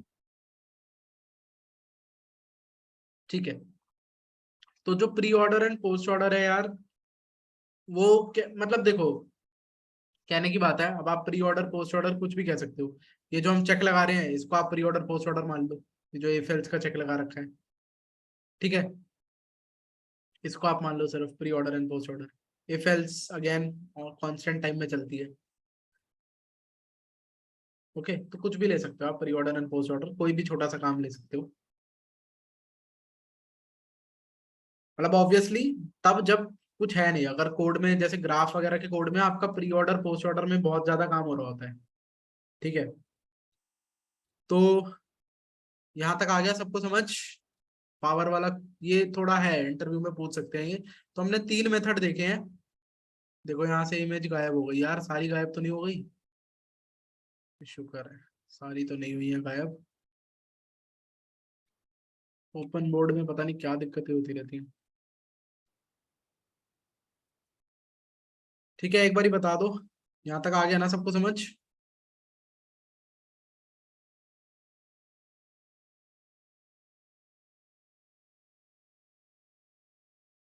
ठीक है, तो अब आपका, मैंने बोला आपको लार्जेस्ट एलिमेंट होमवर्क है। रिवर्स हमने करना सीख लिया, लेकिन रिवर्स प्रिंट कैसे करेंगे वो होमवर्क है। एंड चेक इफ एन अरे इज सॉर्टेड भी होमवर्क है। ठीक है, ये 3 चीजें आपके होमवर्क है, तो ये आप लोग घर से करके आओगे। मैं डिस्कस कर दूंगा, बट रिवर्स प्रिंट तो मैं नहीं करूंगा डिस्कस, मोस्ट प्रोबेबली एक आइडिया जरूर दे दूंगा, कोड बोर्ड नहीं करवाऊंगा। लार्जेस्ट एलिमेंट भी देखेंगे, अगर मैक्सिमम लोग करके आए होंगे तो मैं नहीं करवाऊंगा, ये करवा दूंगा, चेक इफ एन अरे सॉर्टेड करवा दूंगा। हाँ, सब कुछ रिकर्शन से ही करना है। ठीक है, चेक इफ एन अरे sorted, largest element in an अरे, एंड रिवर्स हमने कर दिया है। रिवर्स में सिर्फ प्रिंट कैसे करना है वो, ये सब आप रिकर्शन से करके आओगे एक बारी। ठीक है, ये आपका होमवर्क है। एंड इसके बाद बचता है हमारा ये first index, find index, all indices and subsets. ठीक है, तो कल मोस्ट प्रोबेबली हमारा रिकर्शन खत्म हो जाएगा। मोस्ट प्रोबेबली का हो ही जाएगा कल खत्म, ठीक है। फिर सैटरडे वाली क्लास से we'll start with time and space. Okay, तो अब किसी को कुछ पूछना है तो पूछ लो, वरना मैं एंड कर रहा हूँ। Time and space approximately 2 class होंगी। टाइम एंड स्पेस के बाद टाइम एंड स्पेस के बाद सॉर्टिंग एल्गोरिथम स्टार्ट हो जाएगा। तो दोबारा कह रहा हूँ, जिन लोगों ने बुक मार्क नहीं कर रखा है ये वाली शीट का, प्लीज बुक मार्क कर लेना, बुक मार्क से ही पढ़ाऊंगा डायरेक्टली। सॉर्टिंग एल्गोरिथम स्टार्ट हो जाएगा, विच मैं पहले भी बता चुका हूँ बहुत बारी, which is complete, like level 1 level 2 सब कुछ, ठीक है। ऐसे नहीं होगा सिर्फ थोड़ा बेसिक पढ़ा दिया, बाकी बाद में सारा कंप्लीट ही होगा आपसे जो भी होगा। ओके, तो ये बुक मार्क कर लेना यार सारे, मैं डायरेक्टली बुक मार्क से ही पढ़ाऊंगा। Okay, thank you, good night, bye bye. किसी को कुछ नहीं पूछना तो एंड कर रहा हूँ मैं।